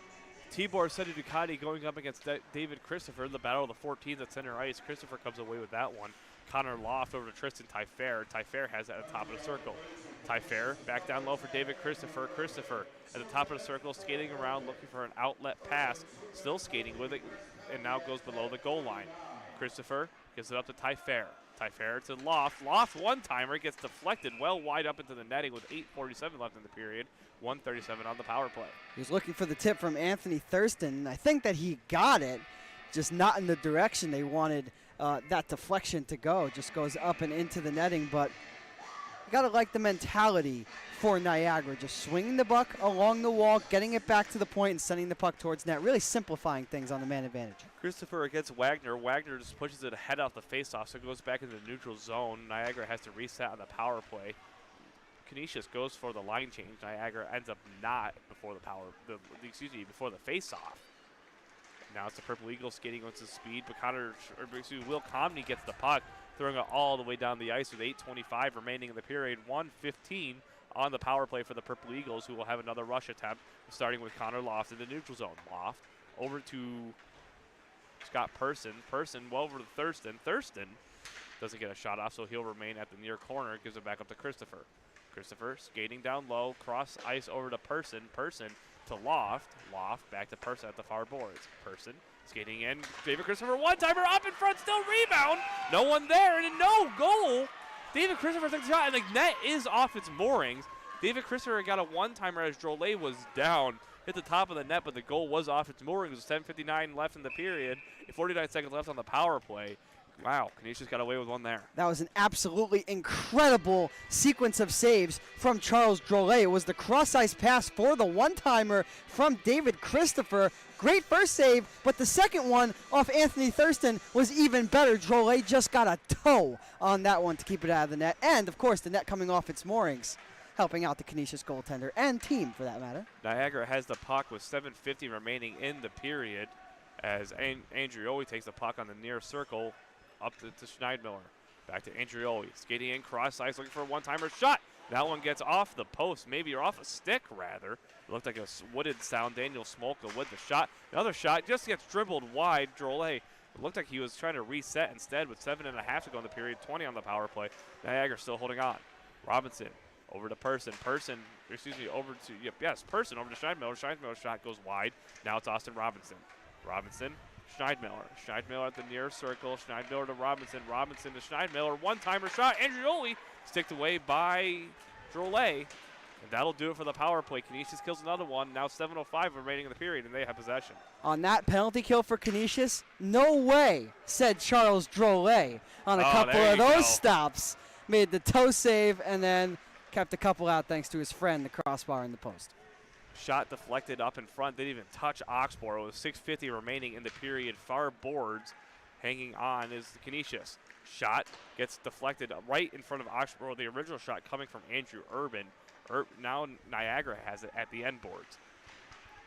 Getting bumped off the puck is Scott Person. Person gives it over to Schneidmiller. Schneidmiller back to Andrioli, who skates into the neutral zone. He's got another player in the middle. Andrioli dangles around. Shot goes well wide of the post. Doesn't even hit Charles Drolet as a couple more players collide. Now Andrioli picks up the loose change, and Niagara will attempt to reset in the offensive zone. He bumps it down low for A.J. Campbell. Campbell at the end boards with 6:10 remaining in the period. Gets it back up top for Schneidmiller. Schneidmiller, Campbell back to Schneidmiller. Schneidmiller at the point, takes a shot right up in front from Moore. Moore with another shot. That eventually reaches Drolet after it dribbled. But it had a clean shot, but it looks like it might have been deflected up front with 6:01 remaining in the period. Niagara still leading 2-1. How about that 5-on-5 pressure from Niagara after the failed power play? I guess you could call it a failed power play because they didn't score, but they did everything but that, throwing everything but the kitchen sink at Charles Drolet. But it's good to have another shift of extensive offensive zone pressure after coming up short on the power play. A deflected pass goes into neutral zone. Tyler Hart recovers for the Purple Eagles, but they go offside, so they'll have to reset. Canisius holds onto the puck. Robbie Sakari, loses the puck. Reed Manning bumped off the puck now, and now Jonah Ahern's bumped off the puck. Eventually sneaks it way to the neutral zone with Tyler Hart, who dumps it down low. No icing as the Golden Griffins have it. I bet you feel like Oprah Winfrey. You get knocked off the puck. You get knocked off the puck. You get knocked off the puck. I just wish I made as much money as Oprah. But nonetheless, 5.5 don't we all? 5.5 to go in the second period. Niagara still leading 2-1. Robbie Sakari trying to get the puck to a teammate. Eventually does to Jonah Aherns. Aherns skates with some speed into the neutral zone. 3-on-2 opportunity.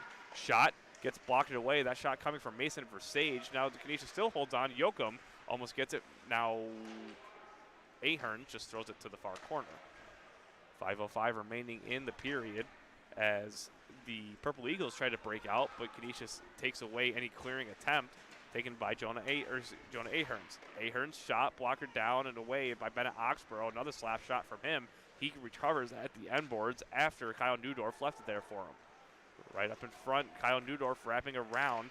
Now below the goal line, back to the blue line. Versage, backhand opportunity for Conby. It's still loose up in front, and no one has it. Losing sight, and it's all loose. And it's still loose, right up in front. Bennett Oxborough doesn't know where it is. Another shot, and eventually, oh my goodness, Bennett Oxborough, wow. What pressure for the last 10, 15 seconds with 4:30 left in the period. Wow, Bennett Oxborough and lost. a couple players going at it now. Canisius not taking too kindly. Yeah, Oxborough lost vision of the puck, but the referee, they never lost sight of the puck, failing to blow the whistle early on there. But it was a really good job of defending by Niagara out in front of their own net, tying up the stick of Zack Wilson. Excuse me, not Zack Wilson, not the quarterback for the New York Jets, Zack Wagner, who had an opportunity on the far side. And it looks like we're going to get a penalty on this play. So Canisius with a chance here to get back into this game, going back on the power play. A.J. Campbell with a 2-minute roughing minor. So after that chaos, Canisius gets another opportunity to try to tie this one up on the power play. First one unsuccessful, and if you don't succeed, I guess try again, and they'll try again here. Right, just if at first you don't succeed, then try, and try again, as Pat Machado loves to say on his calls for WTOP. Connor Schwartz with the puck after Canisius wins the faceoff at the blue line, and now it's coming skating in, taking a shot deflected high up into the netting. The shot originally coming from Kyle Newdorf, the overtime hero yesterday for the Golden Griffins. Can we just talk about that overtime winner from Kyle Newdorf last night? Man, it's still replaying in my head, even though it was just less than 24 hours ago. An absolutely gorgeous goal. Sorry about that, as our camera looked like it had some issues there for a moment. We're back to normal now with 4:15 remaining in the period, 1:45 on the power play. That one will go out of play, as it looked like Niagara tried to clear it at 4:12 now remaining in the period as they stay in their offensive zone. Yep, that puck was deflected out by Niagara, so the faceoff will remain in their own end. And if you're Canisius, just need to be able to win the faceoff, and the faceoff will actually come out of the zone. And Canisius and their bench not happy with that decision. I think the whole college got mad after that one, the way they were yelling. Nonetheless, goes into the neutral zone, still 2-1 Niagara. Connor Schwartz with it. Just dumping it down low. Connor Loft, the first one there for Niagara. He'll just clear it down the ice all the way down, and Hill will hit Drolet. He'll have to glove up as Matt Trevisono was right there with 4:02 left. So now an offensive zone faceoff for the Purple Eagles, shorthanded. And that's a nice job by Ned Trevesino, just making his presence known. That puck came all the way in on Charles Drolet. Obviously, Drolet's first choice would be to make a play with that puck, maybe an outstretched pass to find the forward going the other way. But because of Trevesino just getting his head into that dirty area, it forced Drolet to cover the puck in a faceoff 200 feet from their own net. Ahern give it back down low to Robbie Sakari as Canisius will try to go for a full offensive rush. Ahrens crosses the ice well overway to Tibor Sedu Ducati, still the lone goal scorer for the Golden Griffins as they try to tie this one up. Near side for Jonah Ahrens. Ahrens right in the slot for Versage. Versage a shot, rebound, no one home for the Golden Griffins, and what another opportunity they have that just gets taken away by the Purple Eagles. A couple of good opportunities and consecutive shifts from Mason Versage. Obviously, he took the penalty that led to the Niagara power play goal that gave them the lead. Now he's contributing on the offensive side as well. Tibor Sedu Ducati has the puck, trying to wrap it back down low. He eventually recovers at the top of the circle, gives a backhand pass over to a defenseman. Taking a shot, goes to the deflected fires. Now Ahrens takes a shot off a one-timer rebound opportunity, but it looks like maybe the net went off its mooring, so nonetheless, the play stops. Yeah, and Sakari just had some time and space on the far side at the right point and just took a shot shooting low so the rebound would go right where it eventually did, right for his teammate Versage, but Versage wasn't able to shoot that puck right as it got to him, which gave Bennett Oxborough time to slide over. Niagara clears it all the way down the ice with just 35 seconds to go on the power play. 3:05 in the period. The Golden Griffins still trailing 2-1 here late in the second period. Zack Wagner skates in and past the blue line, looking for a shot. Instead, continues skating around, takes a shot, and in! Zack Wagner ties this one up with 2:54 remaining in the period. What a shot again, and what a goal from the Golden Griffins. Looked like Zack Wagner had the puck on a string the entirety of that time, and he just continued to create as much space as he could for himself. Of course, Niagara has to respect the passing ability from the Canisius captain, gave him some space to take the shot, and he just absolutely roofed that one over the blocker underneath the crossbar, and I think that one, Ben, hit iron just like the first goal for Niagara did as well. So we are tied at 2, and we have a hockey game on our hands. And just like that, Canisius responds, so it's 2-2 as Canisius got another rush here. Here's another shot. That one's blockered away. Taking the shot looked like it was Eric Paelski. Paelski's shot easily blockered away. No offsides, it was Michael Yoakum getting it close, and he's knocked down hard by Tyler Hart after getting close to Bennett Oxborough. Nonetheless, the Golden Griffins get another offensive zone faceoff. Yep, another offensive zone faceoff upcoming for the Golden Griffins. As we saw that last opportunity from Canisius trying to shoot blocker side on Bennett Oxborough, the same side to where Zack Wagner was able to beat him a few moments ago. Puck goes behind the goal line now, or below the goal line rather, with 2.5 left in the period. Canisius holds on to the puck, and this one's a brand new hockey game, as we just said, 2-2 here late in the second period. Blue line now for the Canisius Golden Griffins, right up in front. Oh my goodness, Eric Paelski had another golden opportunity for the Golden Griffins with 2:15. That's the second or third time they've been on the back door, just haven't been able to connect. And the juicy rebounds just continue to be let out from Bennett Oxborough. If he keeps playing with fire again, it is going to burn him eventually. It's a 2-2 hockey game. You got to be able to control your rebounds in such a close game where one goal probably will be the difference, Ben. Wrapping around now for Matt McCune to recover for the Golden Griffins. And now he gets taken down, and Niagara's got a chance. Right up in front, blocked away. Oh my goodness, Charles Drolet with a nice little snag. That one blocked down by a glove, I believe, of Robbie Sakari with 1:47 left in the period. And oh my goodness. Attentiveness and aggressiveness from the Canisius goaltender. That puck was just, I'd say 5 to 7 feet out in front of him, and he just sprawled out and did everything and anything he could to just get his glove on top of that puck, because we know when Niagara offensive players drive the net, they will waste no opportunity to get shots on. So good job freezing the puck and stopping play. David Christopher wins that face-off, and he gets a pass over to the far side of Carson Andrioli. Andrioli shot smothered by Drolet with 1:41 remaining in the period, still tied 2-2. Still tied 2-2 here as we have a couple of line changes upcoming for Canisius. Coming onto the ice will be Connor Schwartz and John Creer, so a new defensive pair for the Golden Griffs. Far boards going to Rylan Clemens. Clemens just gets it down low. Newdorf takes that one away. He's met, though, quickly by David Christopher. Christopher goes up to the slap shot, goes off the glass. It looked like it might have been deflected by a Canisius stick. Goes back to the blue line for Smolka. Smolka, shot goes well wide. Another rebound opportunity off the glass. Drolet can't hold on. That shot originally coming from Tristan Tyfair. David Christopher at the far corner, 1:15 left in the period. Christopher back to the blue line for Loft. Loft gets a shot blocked and by looks like a painful Kyle Newdorf. He's holding his arm, and no one likes to see that. Tristan Tyfair has the puck again. Kyle Newdorf intercepts it, gives off for Zack Wagner. Once again, the current hero for the Golden Griffins. Center ice for Connor Loft. Loft just subs it back down low, offside as now they have to retreat, and that one's not going to be icing as Zack Wagner wins it. Bumping into his own goalie was Thurston. So at 45 seconds to go in the period, we have another stoppage. The net did come off its moorings. That's why we have the stoppage of play. But I just want to make a quick note on Zack Wagner. That was an elongated shift for the captain of Canisius. But at the beginning, he dove on the back check to get his stick in the way of a one-time opportunity right in front of his goaltender. So doing it on both ends of the ice, that is what good players do. That's what great players do. And Wagner, not only does he score the goal, but he prevents one from the other side. Right at the blue line now for Will Comrie. Will Comrie's shot goes wide, and Smolka picks that one up as now it goes back to Comrie at the blue line, who looks up in the slap. Weak backhand. Oxborough just scoops that one up, and there's a broken stick right up in front.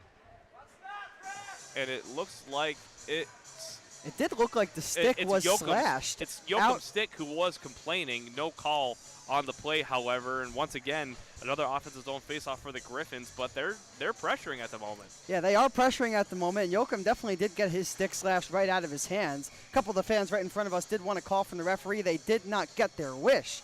So Canisius, in the final 33 you could seconds. argue maybe they're Canisius fans. You could argue that, right? Of course you can, of course. A little bit of rightful bias from the Golden Griff fan base. Andrioli gets into the slot, takes a shot smothered by Drolet with 23 seconds to go now, and it's back the other way, back into the Niagara offensive zone. And just like that, another stoppage. Quick. This one's coming to a close fast for the second period. Yep, just 23 seconds remaining here in the middle frame. Neither team wants to give up a goal in the final seconds. We saw Canisius scoring in the last 4 seconds of the first period last night. Neither team wants that. Puck goes all the way down the ice. It is going to be another icing, as trying to win the race was Tibor Sedu-Ducati, but just beating him out was Quinn Schneidmiller. Tibor Sedu-Ducati was trying to swing a stick to maybe get an edge, but nothing doing, as there's another stick on the ice. And I don't know whose it is. Referees don't know whose stick it is, but one of the Niagara players on their bench says, hey, that's mine. They don't want to make that mistake again, and it is going to go to the bench of Niagara. Another Niagara's offensive zone faceoff with 14 seconds to go now after the icing, as Carson Andrioli has the puck. Andrioli shot off the outside of the post with 8 seconds and counting to go. Another player knocked down, and now they're just going to pin the puck, or at least try to pin the puck as another shot last second, and the whistle blows. The puck never crossed the goal line. A couple players shoving as expected with a close play like that. But that's, again, we end the second period as we started, and as we started the end of the first period, tied 2-2. Yeah, it was a 1-1 game going into the second period, but thanks to Niagara and Canisius, they each get a goal on the board, each get a power play goal on the board. Of course, Niagara beginning the second period with a power play of their own. They were able to convert, but then Canisius, they came right back on the man advantage as well and got a marker from their captain, Zack Wagner. So we have a heck of a third period on the precipice here from the Dwyer Ice Arena. And how about Canisius, Ben, giving Niagara, the regular season champions of the NECHL, a run for their money? Hey, as we said yesterday, as we said today, playoff hockey, baby. Anything can happen, that's for sure. Second period goals coming from Niagara's number 13, Tristan Tyfair, assists to Connor Loft, as well as David Christopher. So David Christopher, the leading point scorer of the NECHL, gets an assist. And for Canisius, it's number 7, Zack Wagner, with assists from Kyle Newdorf, the hero from last night, as well as Brendan Reed. Shots on goal were 16 to 11 in favor of Canisius. Both goalies still seeing a pepperage of shots, if you will, as this one's still tied 2-2. Yep, this game's still tied 2-2, and if you're Canisius, you need to continue playing the way that they have through the first 2 periods. They've really have coasted by with tremendous goaltending from Charles Drolet and some well-timed offensive zone opportunities and pressure. And if you're Niagara, they just need to keep pressuring, keep getting shots, and see what happens as we go into the third period in the final frame. 40 minutes out of the way, final big period coming up for both teams. We're going to send it to an intermission report momentarily. Canisius and Niagara tied 2-2 here at Dwyer Ice Arena.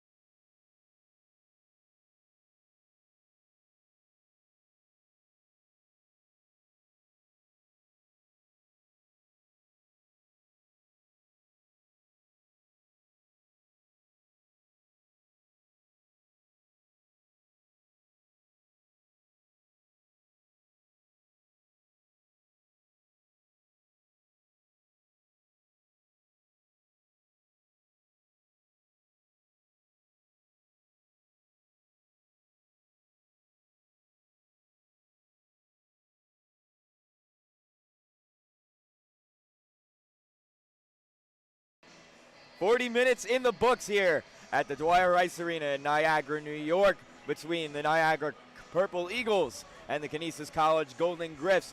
40 minutes in the books, and it's 2-2 as Canisius tied the game late in the second period. Patrick Machado and Ryan Tantello joining you for the second intermission report here on Oswego ACHA, which is the NECHL account this weekend, YouTube Live. And Niagara really woke up in that second period. They did, and they came out strong on the power play like we talked about. And I was worried for Canisius because we talked about if they were going to get behind in the special teams race, that there's no way they can compete with this team, and they have to keep it a 5-on-5 game. And they did a much better job of that throughout the period. And then when they got on the power play, that's when I think Canisius actually took control of this game, and I think they, up until this point through two periods, after that power play goal by Zack Wagner, I'd say Canisius is playing the better game overall. And if you told me that before this game started, I wouldn't have believed you, because Canisius came into this game as an underdog. They won last night narrowly over the RIT Tigers, and they're going up against Niagara, who is a superpower in the NECHL. Canisius with a number 5 seed coming into this tournament and a negative goal differential. But let's take it back to that first goal. We were talking about it in the intermission report. We basically spoke it into existence. Roughing call taken at the end of the first period, kind of an undisciplined call. Tristan Tyfair makes them pay.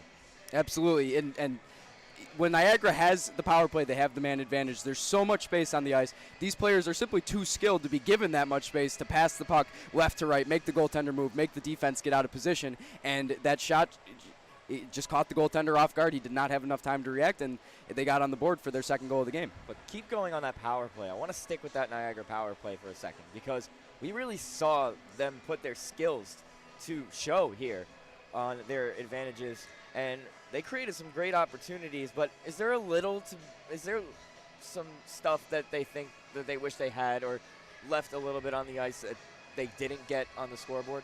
I do think Niagara, after that goal, ended up playing a bit of a sloppy period, actually. Throughout the middle of the period, there were some passes that in the neutral zone leaked off the stick or a little bit off target, and just not the type of thing you expect to see from a number 1 seed.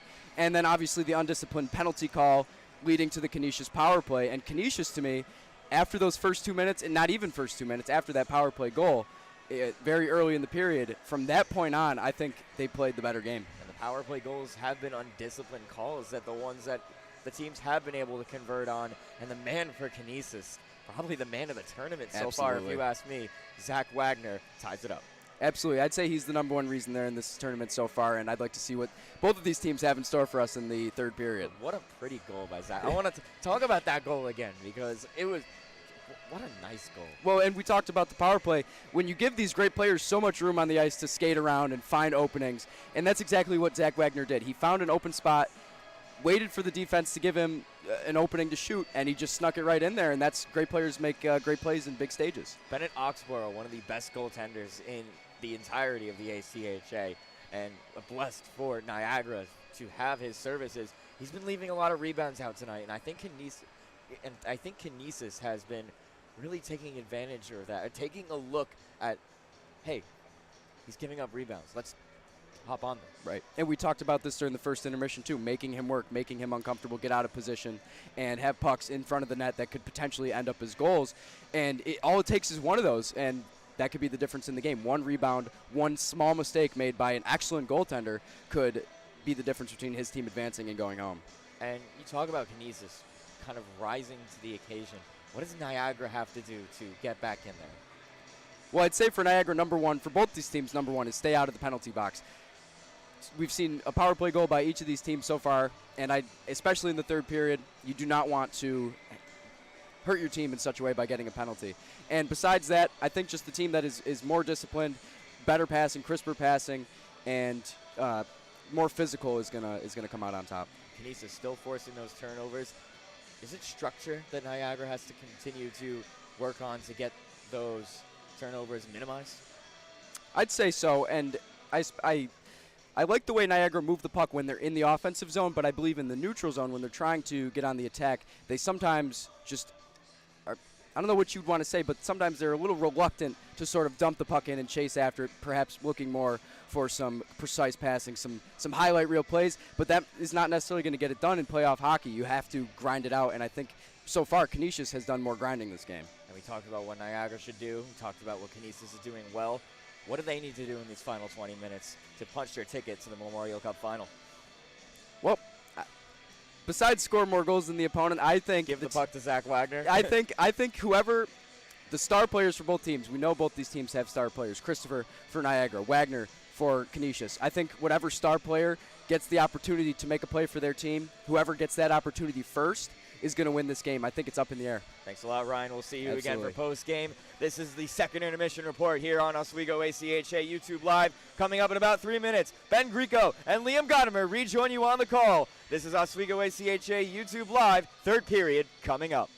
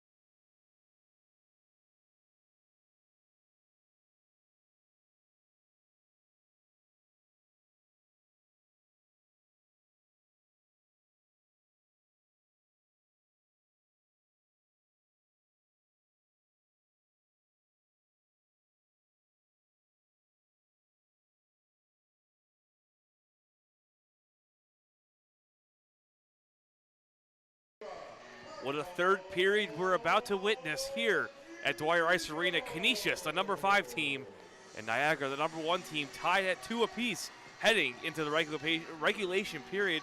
Welcome back, folks. Ben Grieco alongside Liam Gotimer. And Liam, this one could finish wild. It's all on the line, Ben. The winner of this game has a date with the winner of Oswego and UB coming up right after this in the NECHL championship game tomorrow at 4:15. And you bet Canisius is riding off of the emotions of their big-time overtime win last night over RIT. And look, through 2 periods, they have matched Niagara every single step of the way. So you got to feel good if you are Canisius. Just need to go out there and play your game. And if you're Niagara, yes, they got to play their game, but I think first they got to find it. It's a good point to bring up because, you know, I think Niagara, maybe it's a mental game. They're the number 1 seed going into the number 5 seed. They have the auto bid to the national championship. Obviously, the Memorial Cup is just added hardware, but at this point, are they going to make it to that point? Well, the third period will tell us, Ben, so take us away. David Christopher wins the face-off away from Zack Wagner, but after the puck is batted around, Kyle Neudorf comes away with it for Canisius. Back up to Wagner. Wagner loses the puck momentarily, spins around and regains possession just 10 seconds into the period. Canisius holding on. Skating into the offensive zone, Zack Wagner, the one who tied this one up, loses the puck, but Mark Narby is there to pick up the loose change, taking a shot glove down by Bennett Oxborough and frozen with 19:34 remaining in the period. And just like that, Canisius gets an offensive zone faceoff. You know, we've talked about how Bennett Oxborough has been fumbling the puck a little bit through the first 2 periods. I think it's because he really hasn't been aggressive. We haven't really seen confidence through his play. Yes, it was only 1 save 26 seconds into the third period, but he came right out and gloved that puck before any ensuing opportunities could come about. Winning it right up front and pushing it right ahead was Zack Wagner. Bennett Oxborough was going back to protect a pass or a shot, and the net eventually comes off its moorings just 3 seconds later, so we'll get another offensive zone faceoff. Neither team changes lines. And Kyle Neudorf was looking up to the sky. He couldn't believe that the net had come off its moorings, because if it hadn't, that would have been a goal for the Golden Griffs. And a nice opportunity it was, but Zack Wagner takes another shot. That goes over the crossbar. Niagara recovers, and they have possession for the first time. Zack Wagner cuts off the pass. He couldn't get a pass off. And Niagara now, or Canisius rather, will have to try to reset. Austin Robinson picks up the puck at the far boards. Smolka wraps it around for Connor Loft. Loft up to Thurston. Thurston looking for a player. He goes back to Loft, who skates past a Canisius defender. Speed into the neutral zone. He just dumps it down low around Drolet with 18:55 to go. So Brendan Reed will hold on to the puck. He's bumped off. And now wrapping it around is another teammate looking originally for Eric Paelski, but Niagara holds on. Behind the goal line, Kyle Neudorf bumped off the puck by Andrioli. Robinson there first. He's met by another player, Jesse Calhoun. Brendan Reed is pinning him against the boards. Puck is still frozen. Multiple players fighting for it. Kyle Neudorf gets the puck. Neudorf look up to Yoakum. Yoakum now, or Paelski. Paelski loses the puck. And Drolet has to make an awkward angle save, but it goes in, or stays in the offensive zone for Purple Eagles. Top of the slot for Austin Robinson. Robinson spins around, looking for a teammate, gives up the person at the blue line. Person, shot, deflected, and goes right into the pads of Charles Drolet with 18:09 left in the period. Person with the right idea, having the puck at left point, just trying to get that one towards Drolet. Gets to its intended target, but Drolet able to gobble that one up in the bread basket without much trouble. Another defensive zone faceoff for the Golden Griffins. David Christopher wins that one, but Canisius cuts it off. Paelski looking for a teammate. No one was there, and it's not offside, but nonetheless, Niagara comes away with it. Tristan Tyfair has the puck. He gives it off to Scott Person. Pass cut off by the Golden Griffins. Skating in is Paelski. Paelski loses the puck, and it goes off the glass into the neutral zone. Robbie Sakari can't hold on to the puck. Here comes Holford. Holford skating in, gets a backhand pass, cut off by Brendan Reed. What a chance that was again for the Purple Eagles to try to take the lead, going all the way down the ice, but no icing as David Berta holds the puck early with 17:30 left in the period. Niagara with possession. Holford tried to do it all himself on that last offensive zone sequence. Just brought the puck to his forehand, brought Drolet with him, and tried to make a no-look back pass, but nobody was there to receive it. David Christopher's shot smothered by Drolet with 17:18 left in the period, so another offensive zone faceoff for the Purple Eagles just a few minutes into the period. Yeah, and Good save by Drolet with just 2 minutes and 42 seconds left. Gone by, excuse me, in the third period.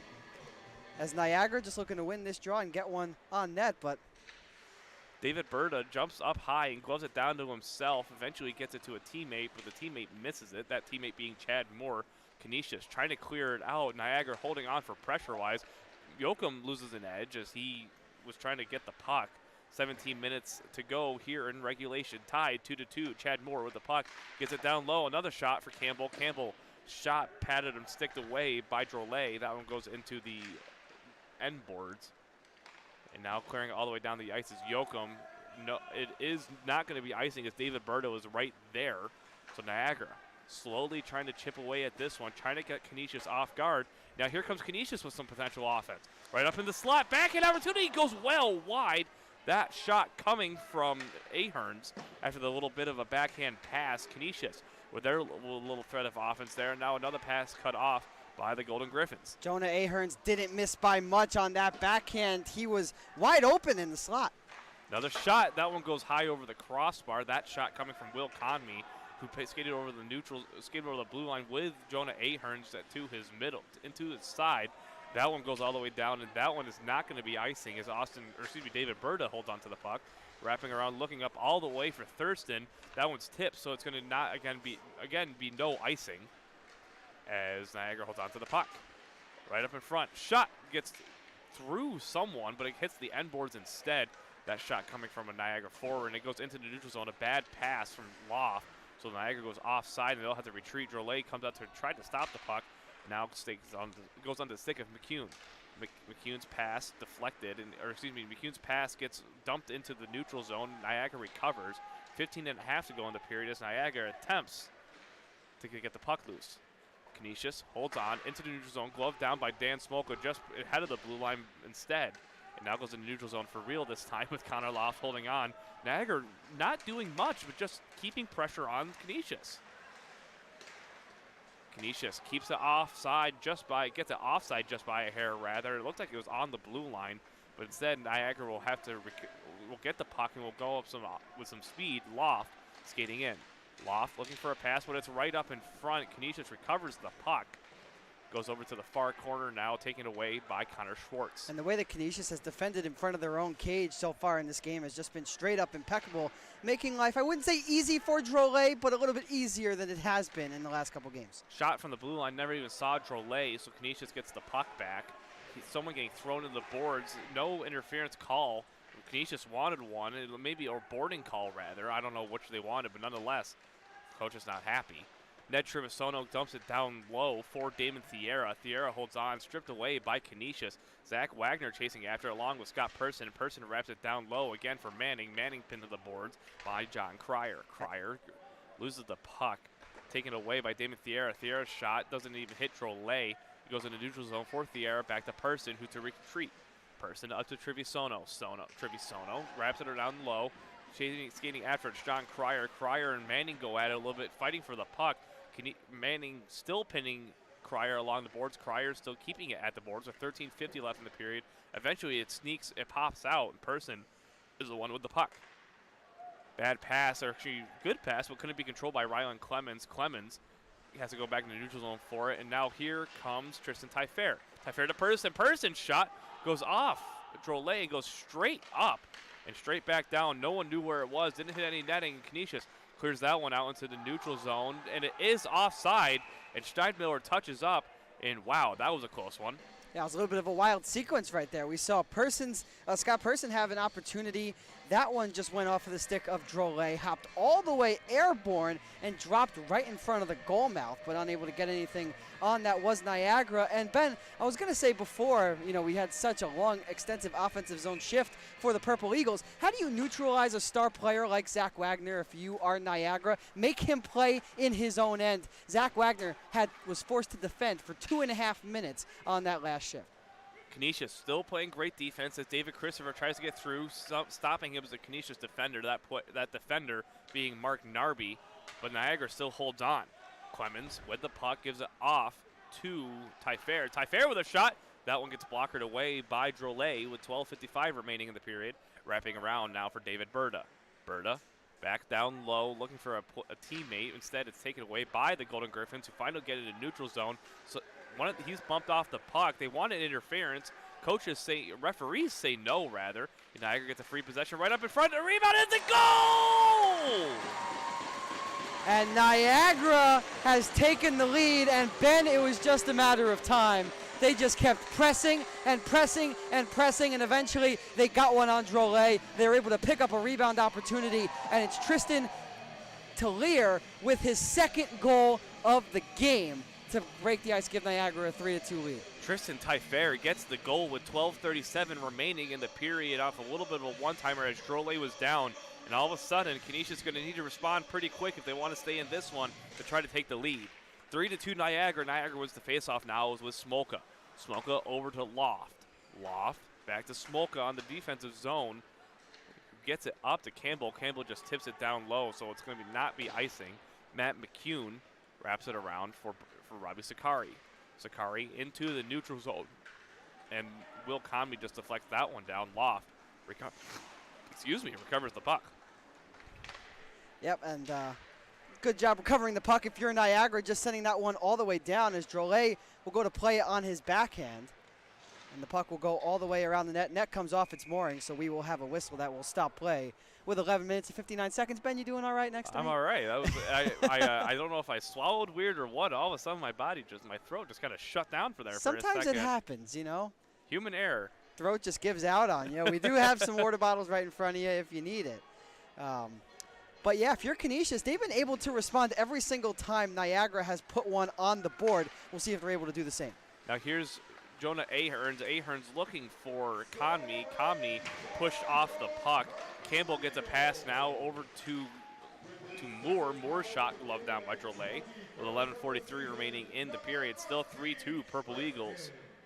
And on that last chance, Jonah Aherns was actually the player going back to defend for Canisius. Aherns is a forward, so you need to recognize that if you're Niagara. And instead of taking the shot, perhaps the better option would have been to pass it over on the near side where there was a wide open forward. But they have a 3-2 lead. Didn't want to take too much of a risk of an odd man rush potentially going the other way. Canisius wins the faceoff, though they're not able to cleanly exit the zone, so Quinn Schneidmiller takes a shot. That one's blocked up in front, doesn't even touch Drolet. Far corner now is another couple players go tumbling down to the ice. The Purple Eagles hold on, pass up in front, deflected away by John Cryer, but the Purple Eagles will still maintain possession. All of a sudden, it just seems like it's a possession game. Yeah, it just seems whichever team's going to be more aggressive is going to have more of the offensive zone time, and it's been all Niagara in this third period. A little standoffish has been Canisius early on in the final frame. And what a hit there from Mark Narby throwing Quinn Schneidmiller to the boards, who had the puck at the end boards.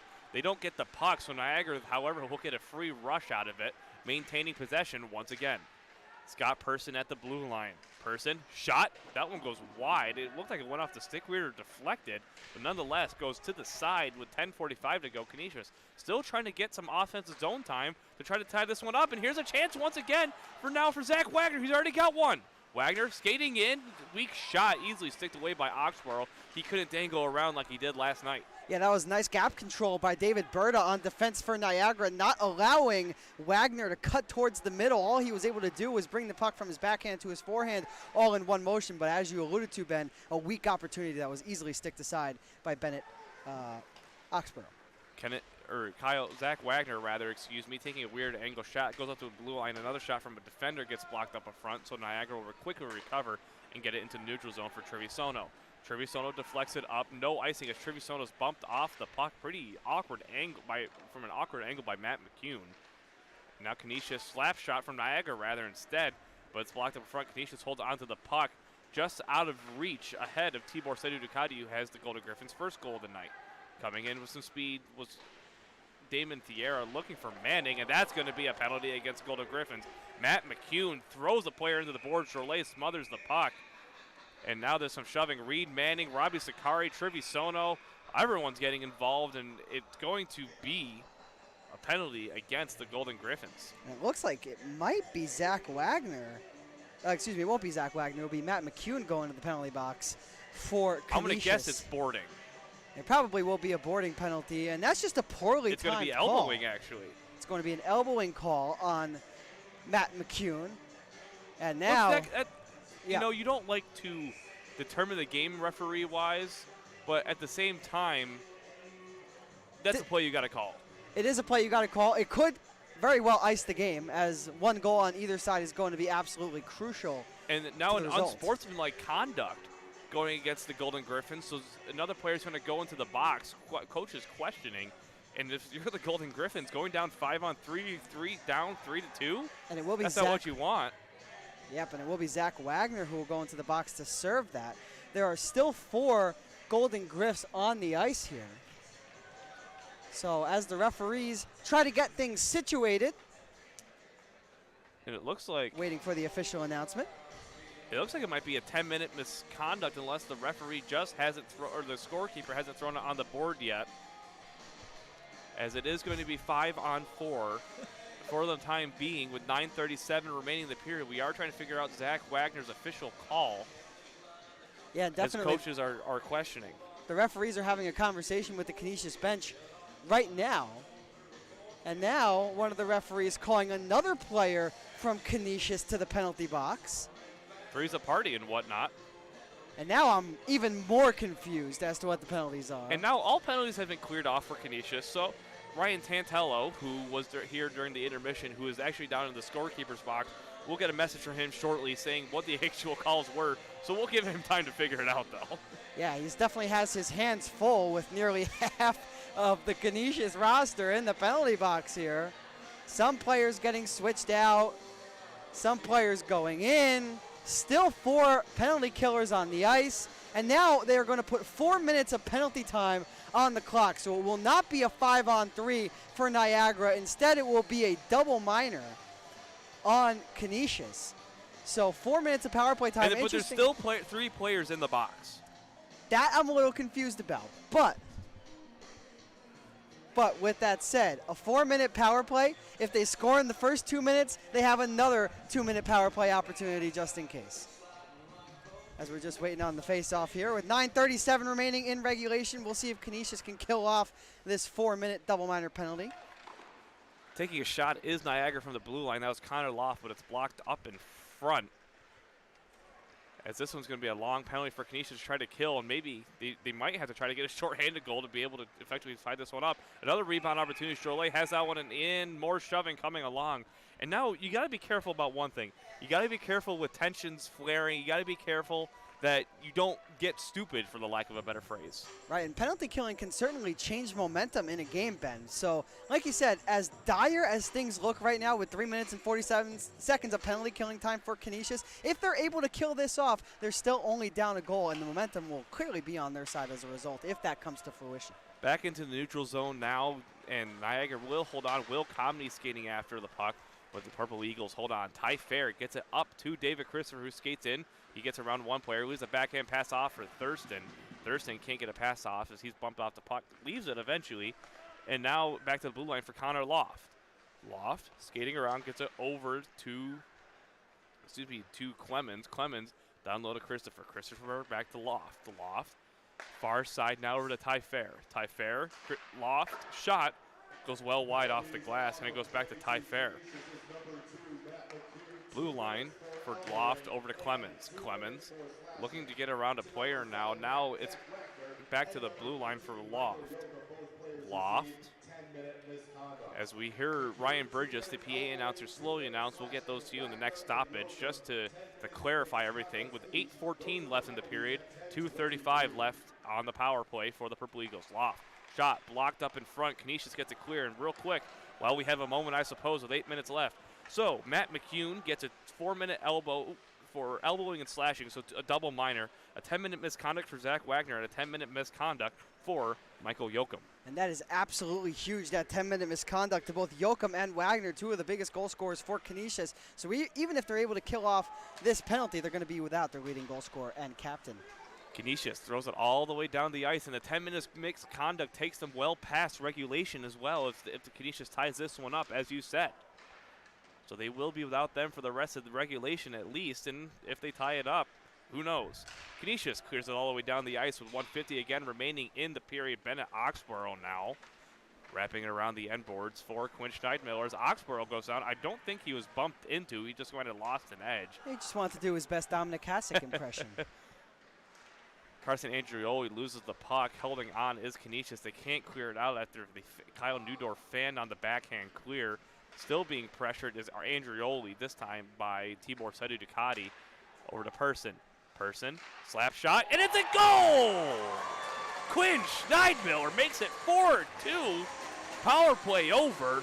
6:57 remaining in the period, a 2-goal lead for the Purple Eagles. I have been very impressed with Quinn Schneidmiller this entire game, not only on the offensive side of the puck, but defensively as well. And on that last goal, he just got that puck put right on a tee, right in the wheelhouse. He wound up and let that one fly right over the blocker, of Drolet. Nothing he could have done on that one. And there's the 2-goal deficit that you were talking about, Ben. Back to 5-on-5 hockey now as the Golden Griffins are going to try to tie this one up with 2 men still in the box for 10-minute misconducts. You got to watch for tensions flaring as it's still in the neutral zone. Niagara trying to get the puck loose, and another cross-check into the boards, and that's going to easily be a penalty against Anders Florek. I don't know if it's going to be a boarding minor with 6:40 left in the period, and that one, you can't argue that one. That's the right call. That's not a hockey play. Anders Florek with a clear board on number 86, Reed Manning. It was dangerous. He went head first into the near side boards. Luckily for Niagara and for Manning's health, he is skating back over to the bench. And Ben, suddenly, there's a lot less room in that penalty box. Getting crowded over there. Still 3 guys in the box for Canisius, and Niagara will go back to the power play. This is a 3's a crowd and whatnot. Back to the blue line for Pearson. Pearson back to Schneidmiller, who just scored to make it 4-2. Back to Schneidmiller at the blue line. Schneidmiller down to Pearson. Pearson, cross ice, Drolet, what a save. Goal goes off its moorings as he slides across, getting off the one-time deflection from what looked like Austin Robinson, and what a save to try to keep this one into 2-goal deficit. Right, Austin Robinson just found himself right on the back door. It was a cross-ice pass. Nobody was defending in between the crease for Canisius, forced Drolet to go from his left to his right, and he was able to get to the pad to his post in no time to make that save. So this remains a 4-2 game. Within striking distance remains Canisius. Austin Robinson with the puck for the Purple Eagles with 1:35 to go on the power play now. Off the Anders Florek cross-checking minor. Person. Cross ice over to Schneidmiller. Schneidmiller's shot patted away by Drolet. Taking that one is David Bunn. Bunn back to Schneidmiller, back to Bunn. Cross ice for Person. Person had to spin around, so he couldn't get a one-timer. One-timer for Schneidmiller, smothered by Drolet with 5:58 remaining in the period. Niagara still leading 4-2 with 1:19 left on the power play. You think Quinn Schneidmiller is a player who's playing with confidence? He had that one-time blast that was able to beat Drolet, and on the second power play opportunity, the second consecutive power play, he was wound up in the same spot. 2 chances that Drolet this time was ready for. David Christopher at center ice for the Purple Eagles, as well as Brendan Reed for the Golden Griffins. Still 1:15 left on the power play. On the floor at boarding minor. Shot just dribbles past, stays above the goal line. Drolet once again spreading wide and holding on. And what a save to try to again keep this one as close as it is. That one was inches from crossing the goal line. Drolet was just able to get his stick vertical along the goal line, so that one did not sneak past. And Ben, one more goal could put this game on ice if you're Canisius. So all these saves, remember them for Canisius. Connor Loft at the blue line, just dumps it down low for Thurston to take. Thurston gets it back up top to Clemens. Clemens skates to the point, looking for a pass, goes across ice to Tristan Tyfair. Tyfair back to Clemens.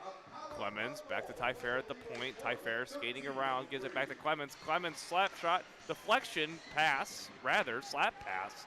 And Canisius clears that one all the way down the ice with 5:10 remaining in the period, 30 seconds on the power play. It was a slap pass that was intended for David Christopher. And David Christopher, despite being the leading goal scorer in pretty much the NECHL as an entirety, has been kept off the scoreboard tonight, at least in the goal category. Was looking for an opportunity on that slap pass, but just missed. David Christopher skating in, gets bumped off the puck by Andrew Urban with 10 seconds to go on the power play. It goes back into the neutral zone for Connor Loft, and that looks like that might do it for the power play as Anders Florek comes back out for the Golden Griffins. Down to the Golden Griffins. You have to get at least one right now.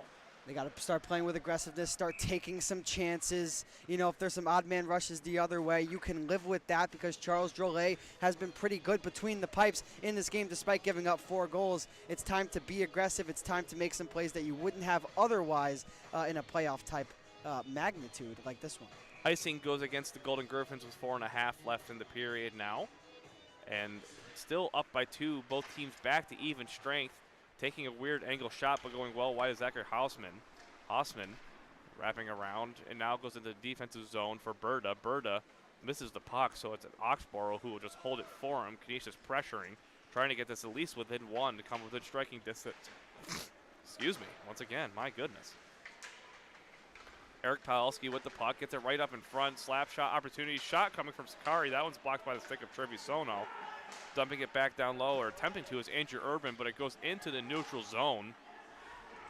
As now Canisius holds on to the puck, kicking it forward was Palowski, but taking that one away is Damon Thierra. Into the neutral zone once again for the Purple Eagles, stripping the puck and intercepting the loose puck rather is Canisius defense, who just throws it back down low with 3:40 to go in the period. And it's Zachary Hausman once again into the neutral zone. Canisius clears it, and here comes Will Conmey. Conmey gets bumped off the puck and kind of squeezed off the puck, rather. He's at the near boards. He gets pinned against them in the corner as he tries to get a pass off to teammate. A couple players go tumbling down. It goes to the far corner with 3:20 left in the period, wrapping around and up into the slot. And almost getting to the puck was John Cryer. But Trevisono at the boards hits into it hard as he was always down. Looks like he was okay, though, as a weird angle shot stays up front with 3:05 left in the period. Canisius with a little bit of a rush here. Here's Newdorf. Newdorf shot, rebound opportunity, but no one's home. Oh my goodness, that could have been interesting. Good hockey IQ from Newdorf, shooting for the rebound. Got what he was looking for off of the pad of Bennett Oxborough, but nobody was there to deposit the rebound for Canisius. Robbie Sakari now goes to the far side as 2 players going at it at the far corner, well behind the play behind Oxborough. Kyle Newdorf loses an edge, and he slides ahead before the puck does. So the Purple Eagles hold on with 2.5 left, just trying to kill the time. Next time Canisius has some offensive zone pressure in the Niagara zone, look for Drolet to get pulled out of the net. Losing his stick as a Canisius defender, as wrapping around now is Scott Person. Person back into the neutral zone after Canisius cleared the puck with 2:10 left. Person skating in his pass cut off by Aherns. Aherns skating in, gets through 3 Niagara defenders, gets through, and there goes Drolet. Aherns bumped off the puck, so Canisius has got the extra skater going all the way back down the ice, and it is going to be icing against the Purple Eagles with 1:57 left. Canisius with it off of his own faceoff. And I wonder if Canisius looks to take their time out here as they have a faceoff to the left of Oxborough. And Steve Hubertese does call the timeout with 1:57 left. Doesn't look like they are, actually. He motioned for it, and the referee now sees it. So 1:57 left in the period. Or maybe he said, never mind, I don't want it. No, I think he's got it. I think it will be a timeout. I guess not. The referee is saying we're going to send you right back into the zone. So we were wrong, we were right, we were wrong, we were right. I saw Steve Hubertese, the head coach of Canisius, go, ref, I want a timeout. Maybe he didn't do it in time before the play has to resume, so. Nonetheless, Niagara wins the faceoff back to Connor Loft after it wrapped around the boards with 1:57. The clock isn't going, and still there and holding on is Bennett Oxborough. The clock was not going. And that's not good. That's not good in a game like this. And now, Canisius calls a timeout. So, nonetheless, there we go. 1:57 left in the period still after the clock failed to run. So I guess they were just playing for fun in that last 15 seconds. Yeah, I guess anything that happened wouldn't have counted, right? Is that how that goes? I don't think that's how that goes, but it will be a timeout regardless for Canisius here. And the mentality from the head coach to the Golden Griffins has to just be to simplify things. Get pucks towards the net, good things will happen, and it all starts with winning the face-off draw, because if you can't do that, that allows Niagara an opportunity to shoot the 200 feet of ice towards the empty net. But a positive for Canisius, if they do shoot it down and it does miss the empty net, there will be an icing, and the face-off will come right back to the right of Oxborough. So a lot of things going towards Canisius' favor in the final 2 minutes here, but they got to win the face-off, and they got to get themselves on the board, as the referees now are having a discussion with the timekeeper, I would presume, about the clock that had not moved for the 15 seconds that had come off of the clock. And you do mention, by the way, bringing up or throwing shots on net. We saw that yesterday. Zack Wagner had the tipped goal to tie the game in what was potentially a high-sticking call. The referee didn't call anything, so the puck went through the 5-hole of Eddie Abrams. And that's what tied the game and sent it overtime and propelled Canisius to the win. And one of the big things about that, Ben, is that Zack Wagner not available for the final minute and 57 seconds. He's going to be stuck in the sin bin to fill out the remainder of his 10-minute misconduct penalty. So it's going to be on some of the secondary scorers, Newdorf and Schwartz, to help get Canisius back within one. Clock is going. Michael Yoakum also in the box for the Golden Griffins, trying to get something up in front. Holding on is Newdorf. Newdorf shot, rebound opportunity up in the top of the slot. Schwartz can't get it, and here comes A.J. Campbell, skating with a lot of speed, and the empty net goal. A.J. Campbell was just able to pick up that loose puck in the neutral zone, giving his teammates a little bit of a shimmy celebration.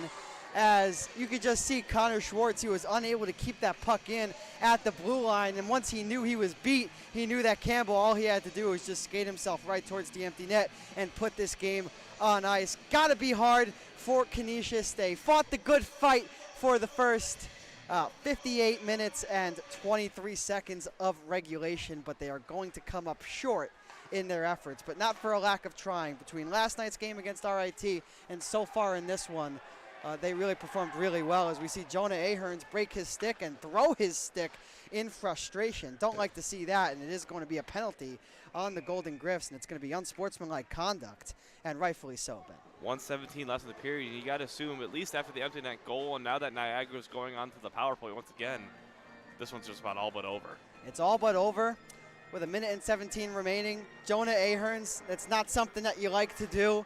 You know, you're out of a game, you're going home. Of course, the frustration is going to mount, but remember, this is still hockey. There is still sportsmanship to be shown between both sides. So I think that the referees clearly made the right decision, saying that they'll have none of that, sending number 28 to the box. Aherns to the box for unsportsmanlike conduct. Another guy goes off for unsportsmanlike conduct. That'll be Narby, I believe. I believe it was Mark Narby. We'll have to get an official release from, I guess, Ryan Tantello. We'll see what he said, what they say. And obviously some words that we could not hear up from the press box probably said towards the referees, as the penalties really became the difference in this game, Ben. It was the power play that led to it. And here's Brendan Reed taking a shot, and that one gets deflected up into the netting. As it's 1:02 left in the period. 1:45 technically on the power play, but this one, you know, this one's going to end on the power play nonetheless. It's just stat padding at this point. If you're Niagara, as we see some of the personnel that's on the first power play unit in what would be a competitive game still out there for the final minute 45 on the penalty kill and the final minute of regulation. So Jonah Aherns' 2-minute penalty is officially for throwing the stick, or throwing his stick rather, as Niagara holds on. Just trying to kill time off. Tristan Tyfair holds it at the far boards. David Christopher at the blue line now. Christopher skating around, holding onto the puck, being pressured, and having his stick slashed by Eric Paelski. David Christopher just skating around in the final 30 seconds here as this one expires, when what is likely going to be a 5-2 win for Niagara. Two players tangled up. David Christopher up in front. David Christopher skating around. I'm not sure, and it looks like the net just went off its moorings with 21 seconds left on the power play. I think Niagara, they're just trying to skate around and kill the time. They're not looking for anything dangerous at the moment. Yeah, they're not trying to score. They know that this game is all but over, not trying to add more salt to the wound of the Canisius players. And with 21 seconds remaining, it will be Niagara who will move on to face the winner of our next game coming up between UB and Oswego State. So Niagara having an opportunity to not only clinch a bid, but also become champions. Another penalty now going up against Canisius. That's just unnecessary. And they just kick off Brendan Reed. They said to go away. They were And probably talking back to the referee there. talking back to the referee, Brendan Reed being sent off the ice. And just like that, his night is done with 13 seconds to go in the period. So at this point, you know, like you Who's said, left for Canisius? well, not even that. You know, you mentioned talking about player, and now player, also other players are leaving as Mason Versage gets thrown off after talking from the box. At this point, you brought up gamesmanship. Right. Accept the defeat. Don't, I mean, obviously this was a very close and chippy game as Mason Versage was said something from the box and he gets kicked off. So the Canisius bench are looking lighter and lighter, and be sure to stick around. Moments after the game, we'll do a quick post-game show before our second game going up against Oswego State and the University of Buffalo 10 seconds ago. Shot from Schneidmiller goes up and it gets deflected behind the goal. 5, 4, 3, 2, and 1. That'll do it. Niagara takes the semifinals and advances to the NECHL Championships with trying to defend the Memorial Cup. Yeah, it was a great game.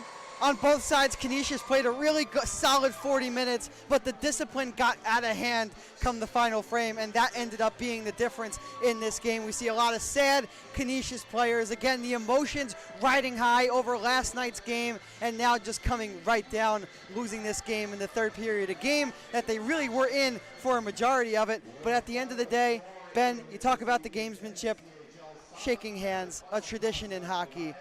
One that we hope we never lose despite a bunch of players getting kicked off and sent out of the ice. Niagara takes this one 5-2 here in the semifinals, advancing to the championship game tomorrow afternoon.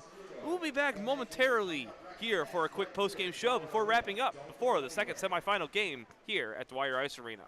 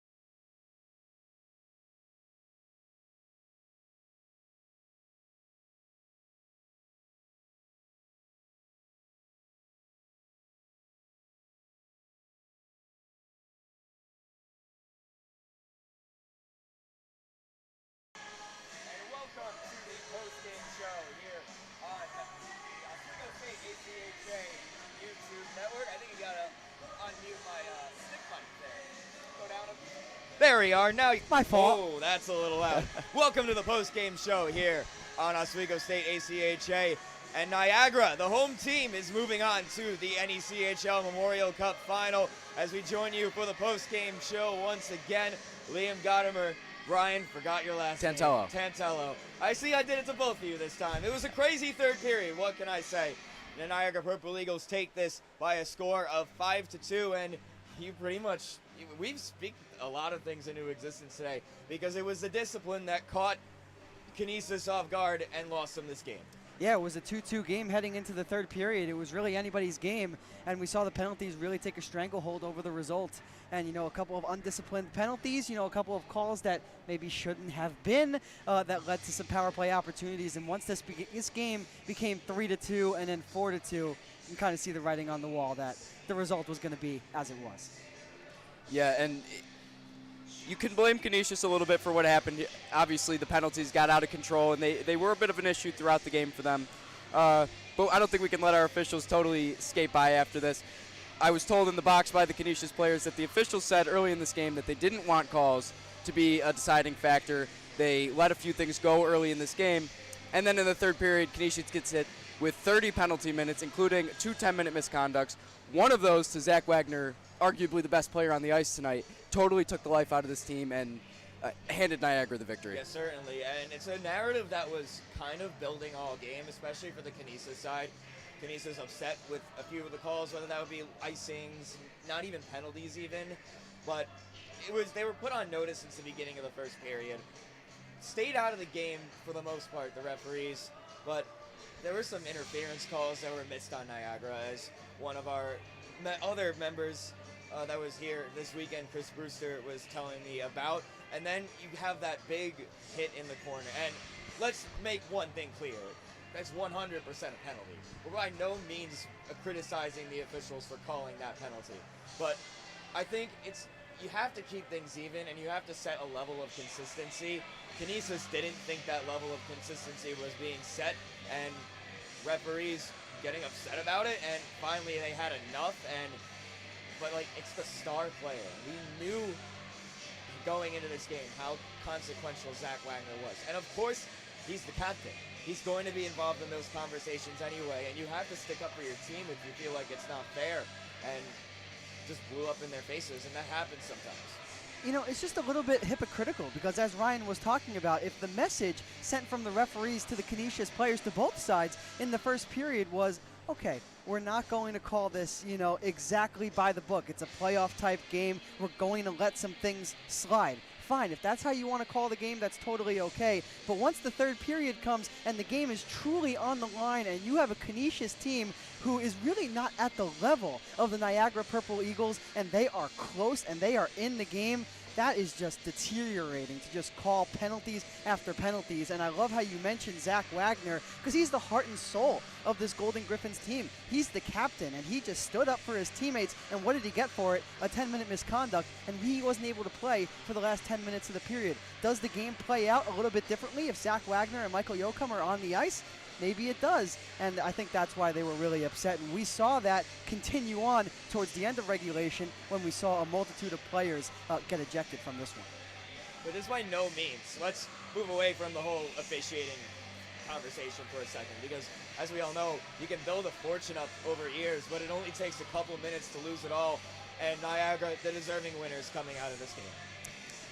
Yeah, it definitely was a deserving win, and it comes down to, are you going to take advantage of your opportunities? And we saw Schneidmiller. He was the one who got the third goal, which put Niagara up for good on the power play. So they took advantage of their opportunities. Canisius didn't. Canisius had some power play opportunities in this game as well. They just weren't able to capitalize. And at the end of the day, special teams is what decided who is going on to the NECHL championship tomorrow. It was absolutely Niagara's third period. First two, I'd say, were even, but Niagara definitely set themselves apart at the end of the game. They showed that they had exactly what they needed on the roster. They have the roster it takes to win this league. And Canisius put up a great fight. They had a great season, and emotions got the best of them at the end. Nothing to be ashamed of in terms of an overall result, but I'd say the better team won tonight. Now let's tie it into the game that's about to come up next, as Oswego State takes on University of Buffalo for the other spot in the final. And these teams just saw the ending of this game and saw Canisius hanging there the whole time. How does that affect the locker room? Is that little extra bit of motivation? Because Niagara, they looked even with Canisius, and at times even a step behind. They can do this. Any team can win this championship, and it should set up for a great semifinal. If I'm Oswego or Buffalo, I'm chomping at the bit to get on the ice tonight and try and win this game, because me personally, if I'm on that team, I want to finish what Canisius started, take down the top dog, and establish a bit of a new hierarchy in the NECHL. Ryan, that was very well said, and I think if we saw anything out of this Niagara team, we saw a little bit of vulnerability. We had a Canisius team that was really undermanned and really didn't stack up well to the Purple Eagles, and like Ryan said in the beginning, it was really an even first two periods. So if you're Oswego State and if you're the University of Buffalo, like Ryan said, you got to be chomping at the bit to get out there and have the opportunity at the championship game tomorrow, because Niagara, they look like they're beatable right now. Liam Gotimer, Ryan Santello, thanks as always. And Thank that you. will do it here for the post-game show. Stay tuned on this channel. This stream will end and restart for the Oswego State University of Buffalo game. So refresh the channel to find the game coming up next momentarily. And Oswego ACHA U 5-2 Niagara going on to tomorrow's Memorial Cup final.